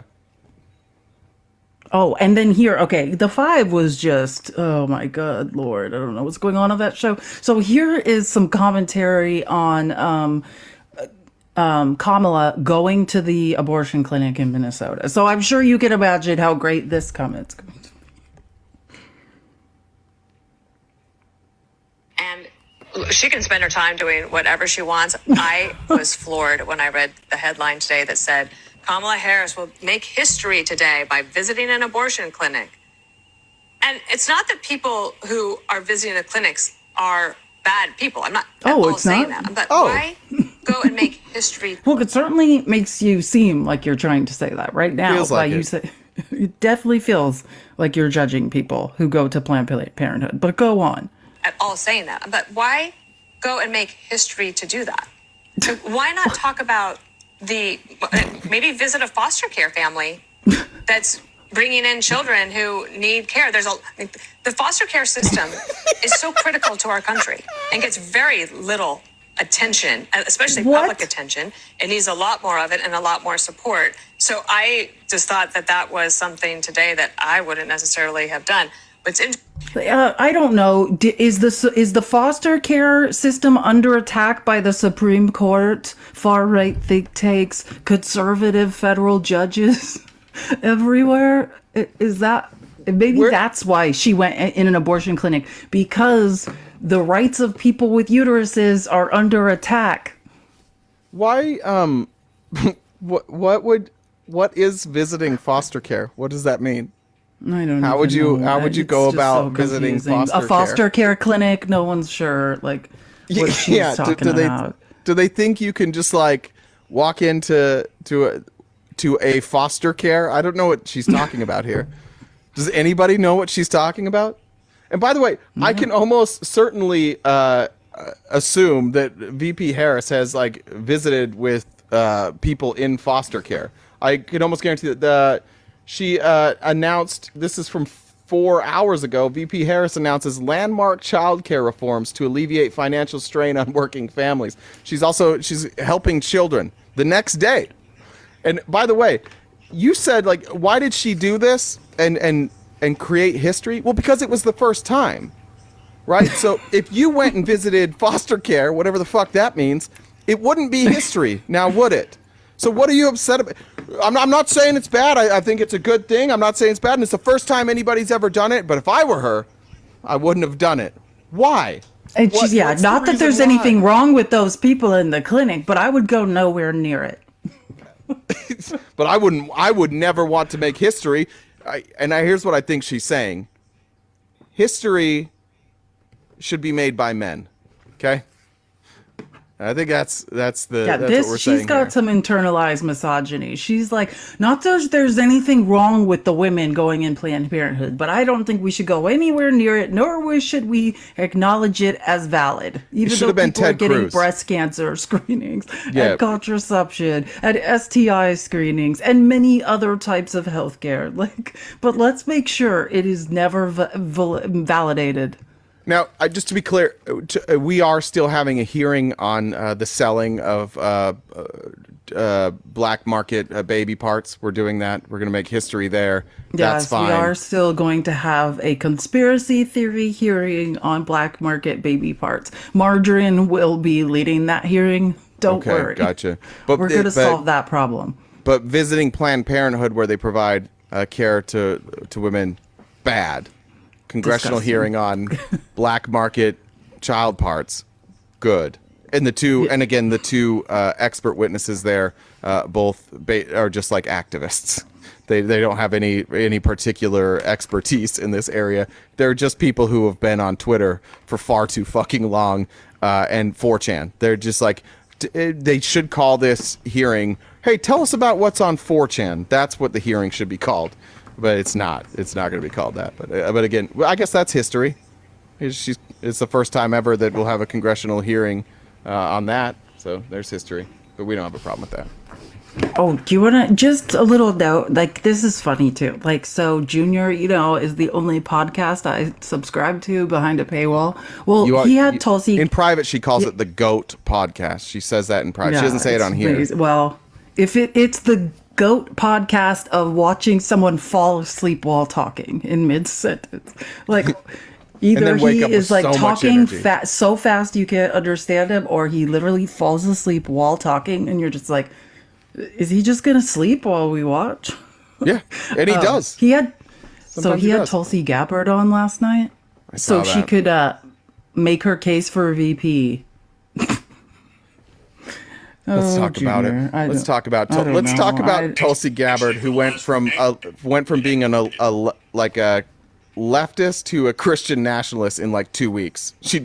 She went from I like universal health care, I like individual rights for everybody, and I don't like regime change wars, to I don't like regime change wars still, but I'm on board with Christian nationalism. I've switched all my other views, and the regime change war is the one that seems to work for me. So I'm going to stick with that, and all my other views are just going to shift 300 miles right overnight. And I'm not going to ever explain that to the American people. I'm just going to say, when they say what happened, she's going to be like, I'm just going to say it was the woke mob, because that's all I need to say to right wingers. They'll be like, oh yeah, it was probably the woke mob. They're the one, they'll do it to you. They'll turn anybody right wing. And then she just never has bothered to explain to us how she changed all of her views overnight. But yeah, let's hear more about how she should be vice president.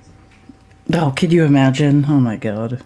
And actually, for the last few weeks, how are you responding to that call? I'd be honored. I'd be honored to serve my country in that way. I'd be honored to actually be in a position to help President Trump execute his policies, bringing the experience that I have had of being on the front lines of many of these battles and actually understanding what we're up against. And so whether you're talking about securing the border, reducing inflation, improving our... When was she on the front lines of securing a border? What the is she talking about? I was there. It was me. I was yelling at her. I was saying, don't come over here. Don't. Maybe that's what she meant. She just yells this at is Tulsi Gabbard. Tulsi Gabbard. And so whether you're talking about securing the border, reducing inflation, improving our economy, stopping these Democrats and establishment Republicans, stopping these warmongers from continuing to push us closer and closer to war. A person who was in the service. Yeah. Do you know how hypocritical this whole speech is? It's just, so she's an economist, she's experienced in border patrol maneuvers. It's these ultra leftists like Bernie Sanders and Ilhan Omar and AOC And now even Adam Schiff starting to come along that are saying like we must go to war. They're not the one. Those aren't the people calling for peace. What are you talking about, Tulsi? And she's a pacifist who also has fought a war. Like it makes sense. She's like, I'm siding with the pro-Israel, the pro-Israel people. That's who I'm siding with. The real peaceful people, the Israel, the peaceful nation. Got it. Okay, Tulsi. Not just in one country, but in multiple regions across the world. These are things, if I had the opportunity and privilege of being able to serve and support President Trump in actually executing these policies, I'd be honored to do so. No, thank you. But thank you. You would thank have. You. Excuse me, ma'am. I don't know if you know what the vice president does, but you would have no control over any of that as vice president. Why should you be vice president? Especially not list Trump's a bunch of vice shit president. that I couldn't do. Yeah. What are you talking about? None of those things you would be able to do as vice president. Why don't you just tell the truth? Like, I think it'd be cool to be vice president. I think it'd be cool. That's what she's saying. Like, none of those things apply to being vice president. Yeah, absolutely not. Oh, you know what I think we should mention too? She's a Buddhist from Hawaii. I don't think so. She has a very Christian background, unless she has converted to Buddhism. She absolutely was like a devout. I don't want to say Christian extremist, but let's say high demand Christian religion. Ma'am, this is a Wendy's. Ma'am, this is a Wendy's. I know. It's like nobody asked you. She may as well have been in the drive-thru at Wendy's telling that story. Like, that's how much it was well received. It makes any sense. So I want to just quick go over some other case stuff. So the delay in the Alvin Bragg case, right? Just to address what that's about. That trial was set to start on March 25th.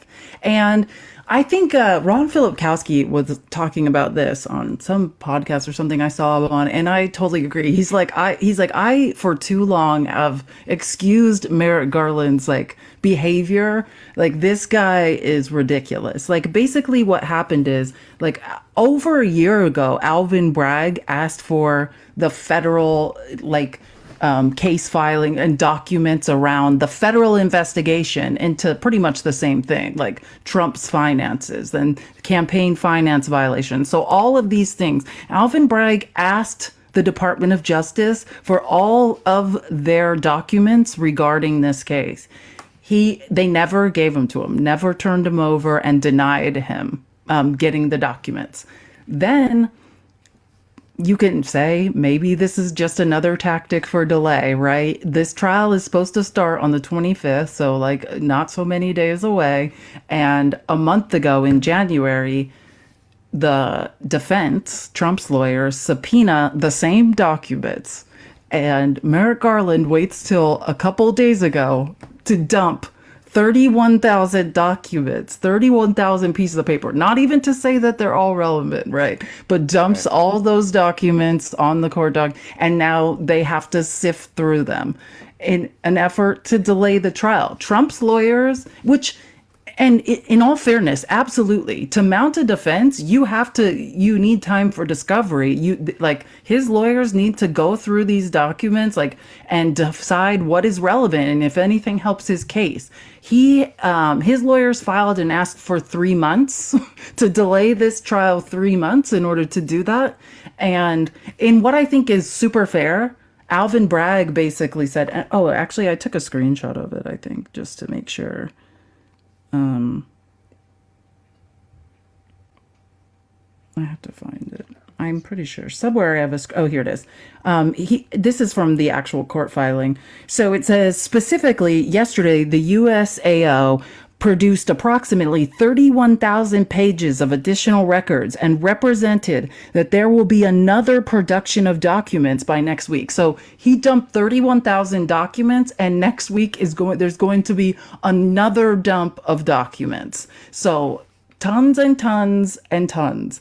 And so he's saying, based on our initial review of yesterday's production, so of the documents that were dumped on him, those records appear to contain materials related to the subject matter of this case, including materials that the people requested from the United States Attorney's Office more than a year ago. So he's saying, I asked for these more than a year ago. He's making sure, thank you, Kitty. He's making sure, and thank you for your nice messages. he is making sure to put into the record, like, I asked for these a year ago and I was denied.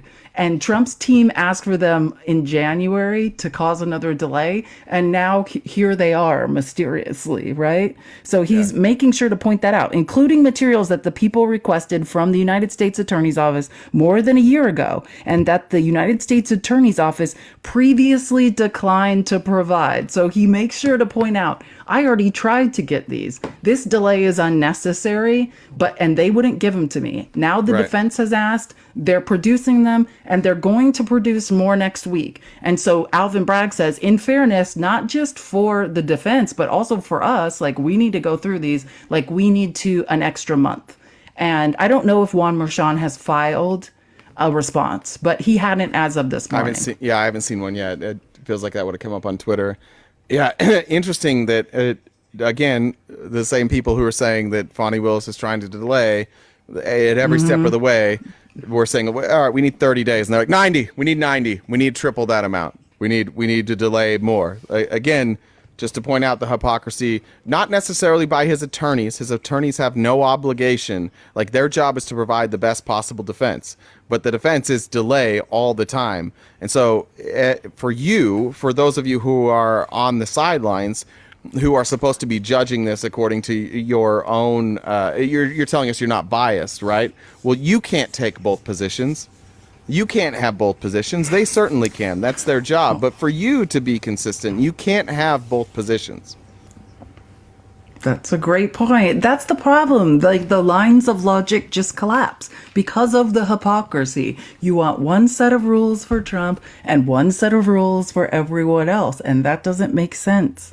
I'd like to give Sue has sent a list of Alex Jones pickup lines. Hey, baby, stop playing hard to eat. Sue, that's hilarious. White or dark meat? Good one. And I just want to be friends with your insides. Thank you, Sue. Thank you, Sue. Appreciate that. I just want to be friends with your insides. Keep tapping the screen, guys. Let's get to 320K. Again, we are taking guests. It's Friday. Feeling nice. If anyone wants to talk about we've gone over a ton of information, any of the cases, the ruling in Georgia, ruling in the Alvin Bragg case, or the other one, actually, yeah, as long as we're here. Yesterday, Eileen Cannon did something right. You know what I mean? Hey, everybody in the chat. That's questionable. It's her first time. It's not really. Well, Guys, it's more like a headline that she did. We need to celebrate right. when she has good behavior. We need to incentivize her to stop being an idiot. So I think we all need to tell Eileen Cannon, great job. You can do it. Keep going, Eileen. You can do this. You can do this law stuff. You cannot be horrifically biased. But I mean, so basically Trump has like a motion to dismiss the case, and basically saying that, like, the the Espionage Act was murky in the language. Like, he wants an open and shut case about obstruction of an investigation and, falsifying documents, all of this stuff to be dismissed because he said language in the Espionage Act is murky.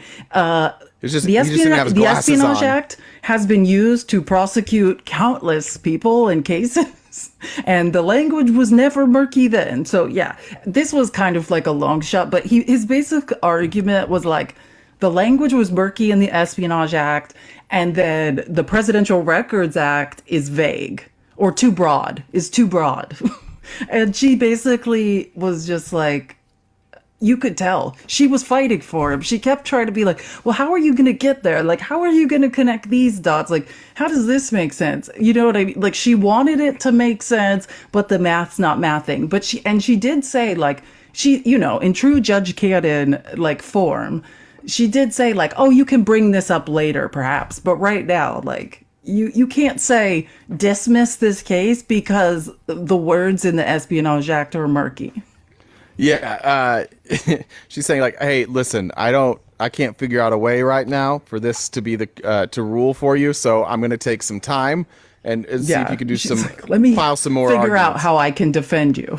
By the way, the Presidential Records Act, of all things, it's not overly broad. It's actually really clear. The Presidential Records Act, which he's been citing his defense as forever, is not overly broad. It's very, very clear. The second you leave office, you no longer own those documents. They are now in the custody of NARA, and NARA, just like any library, allows you to check them out, but you must return them to NARA. They're not yours. Candy says this, Felice, what did 50 Cent do when he was hungry? No, what? I don't know. 58. Well, I feel like I should be able to figure these out, and that's hilarious. The tricky part with them. That's the trick part. Thank you, and have a good weekend. 7, 8, 9. That's a joke. I knew what you were talking about. Yeah, you do know. I feel like everyone knows that joke. Yeah. Sorry, I'm just looking at this because this article, and the article is called Judge Cannon Rejects Trump's Attack on the Espionage Act. It's a Washington Post article, and it's much more in depth. There's many more things, but it's just she is delaying this trial for Trump so well. We really just haven't gotten anywhere. Do you know what I'm saying? Like, we just aren't anywhere in this trial in order for it to like even be something to talk about. And then again, because of the nature of the classified documents and stuff, like there's a lot of information we don't have, but am I mixing? We should. You're right. We should celebrate because she didn't do something awful yesterday.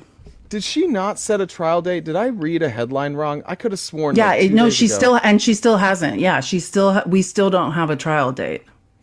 Man, well, in my head she had. I thought I must be mixing up a different case that they had just set a trial for. Oh no. There was a trial date, but it's clear like they're not going to hit it. But they haven't set a new one still.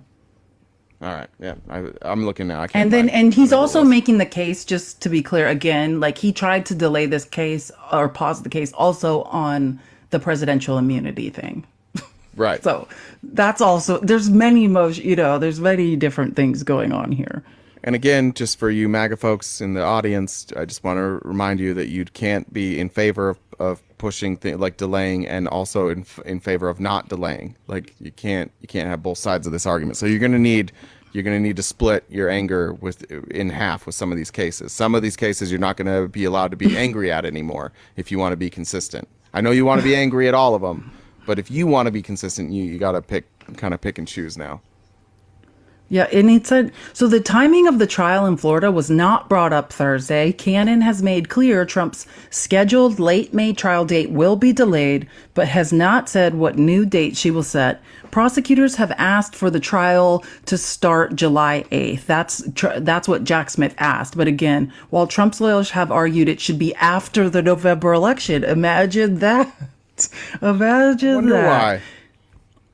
Yeah, but all they did in that hearing yesterday is wade through the Espionage Act is too murky and the Presidential Records Act is too broad. And she's just like, no. And again, and she said like maybe some of this discussion is warranted at a later date. Because of course she has to like validate any ridiculous point he makes. Yeah, virtually every defense Trump has given at any point is not, I didn't do these things, I didn't break the law. It's that the laws are too vague, or that the law doesn't apply to me. Those are his actual arguments. We get, right? Like, he's not saying I didn't do these things, because the evidence is so clear that he did these things that he couldn't possibly say I didn't do these things. His only argument seemed to be, oh, the law is murky, the law is unfair. They're using the law unfairly against me. That's his only argument. No, I will tell you something ludicrous. You want to hear something insane? I love ludicrous. He made this. Yeah, this is crazy. This is one of the arguments he made, specifically about the Presidential Records Act. Todd Blanche was saying, like, arguing for, because she's like, well, like, because the fact remains, and Jack Smith has stated very clearly in his filings, right? Like, there's a process to declassify things, or like with the Clintons, if you have things that you think are personal, like there's a process for that too, right?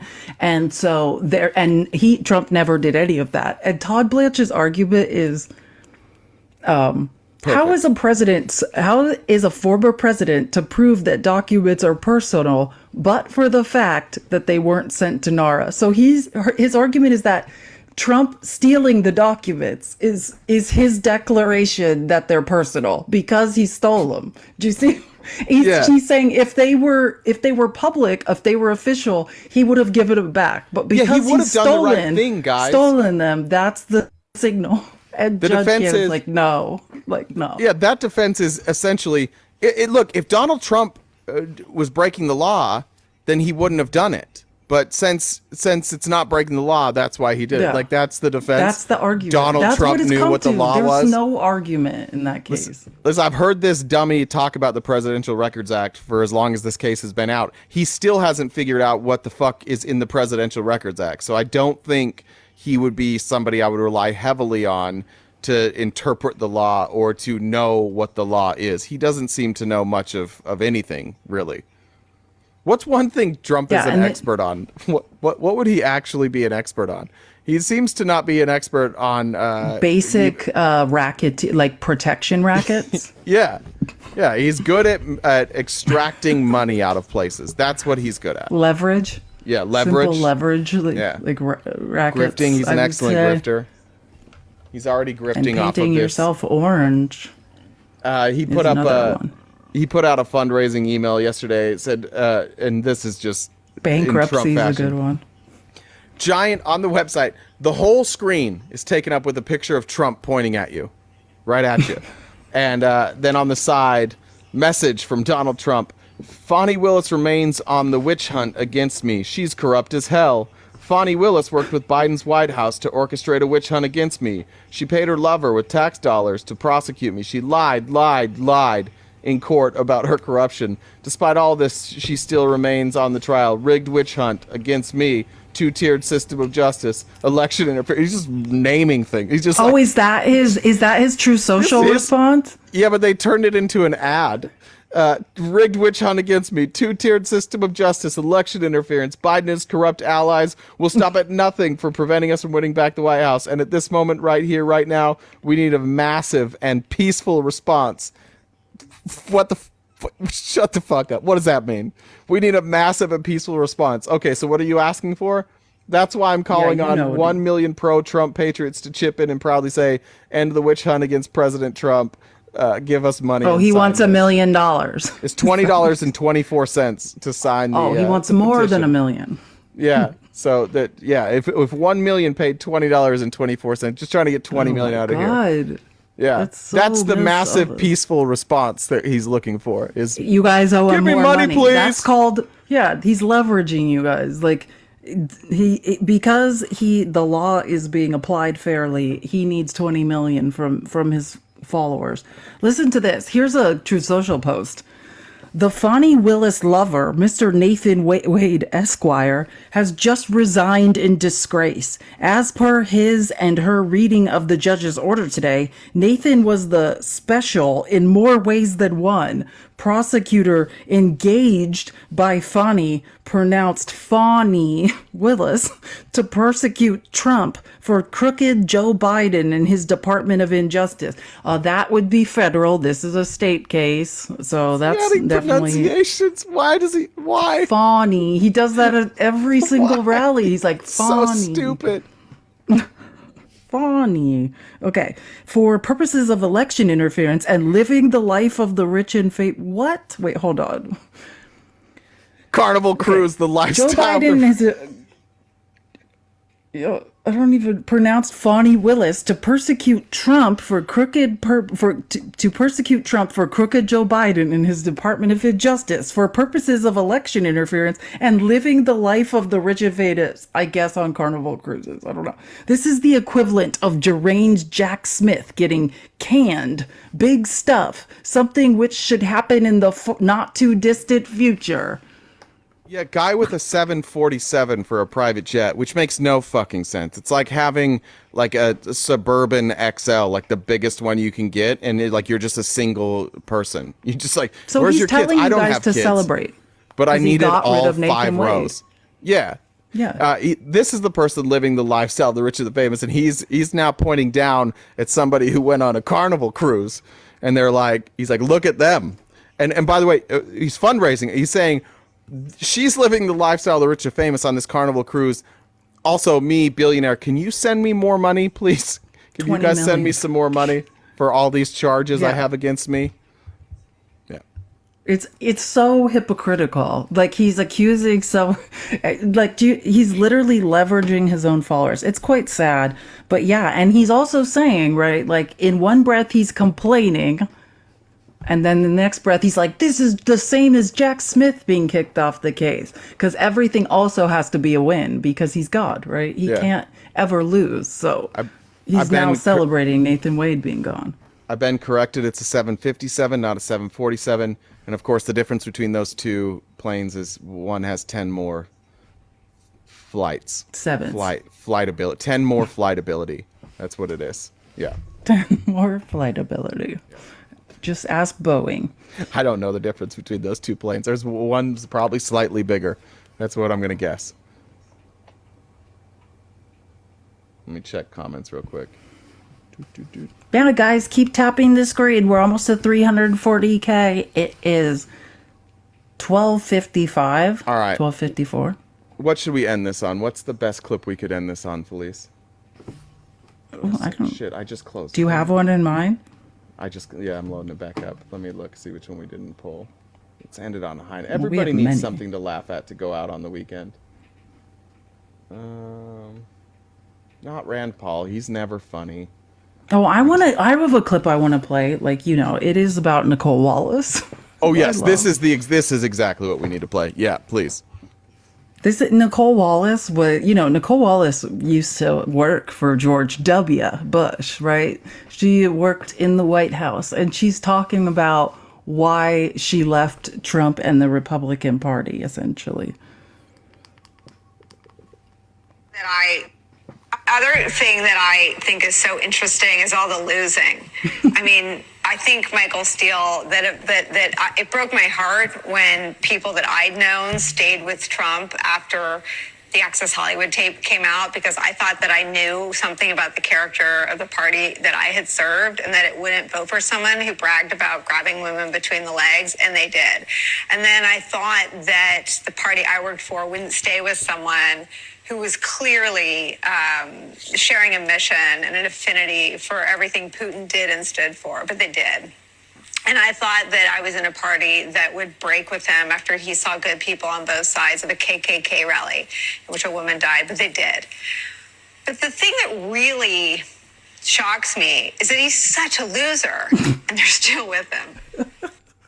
That is probably of all of the things, because like it's not like the Republican Party, they have a long history of harboring racists or whatever, but like the one thing the Republican Party has a low tolerance for is losing. You know what I'm saying? If they cannot stand losing, so that is it kind of is a true statement to say, like, all the losing, like the fact they are still going along with so much losing is shocking. It is interesting that he was like, when he campaigned, he's like, you'll get so tired of winning. But that ended virtually like 2 seconds into his presidency, when it's just been like exactly what she said, just L after L after L after L after L. And now it's like, we're losing so much that it must be biased. That's the only, there's no other explanation for why we're losing so badly all the fucking time. It's got to be biased. Like you guys did not get tired of winning. You are tired of losing, and you're angry about losing. And I guess we could argue on whether or not the losing was warranted, but you did not get tired of winning. Jackie sends a message, I think directly to me, saying, But you did not get tired of winning. You're not, yeah, that's not what you're tired of. Jackie says, I'd like to take you to the movies, but they won't let you bring your own snacks. That's cute. Thank you. Let's go to the movie. I haven't been to a movie in a long time. And also says, you got to go to the ones that have recliners now. I can't just sit in a regular movie seat anymore. Yeah. If you go to a recliner. Yeah. Also, Jackie just wanted to add, have a good weekend. I forgot to add that on there. And that's it. We are going to have a good weekend. Felice, how many steps do you think you'll take this weekend? Oh, God. Guess. Probably a lot. I'm probably going to, I'm going to do like a half marathon. I walk when I'm anxious. 17,000 steps was how far? It was like 9 miles. Okay. I'm going to watch Dune and Dune 2 this weekend. I want to that's a good idea too. I definitely need to see Dune 2 immediately. You're going to have a great weekend. That's so good. Oh, by the way, someone asked who that last clip was. That is the host of Deadline White House, Nicole Wallace, who used to work for George W. Bush. You guys may see me at some point this weekend. Sometimes I get bored at night and hate myself, so I may wind up somewhere shouting at Republicans at some point. Probably pretty elevated. If you see me this weekend, chances are I'm in an elevated mood. Much like Joe Biden, I believe in performance enhancers, so I will be there this weekend. Felice, have a safe weekend. I hope you enjoy your solace. And I will. She made it one more week with me, which is always one more week than any of us expected, and we appreciate it. So we hope to see you Monday, but we understand if you're not here on Monday. Everybody will get it. Bye, guys. Have a great weekend. Bye.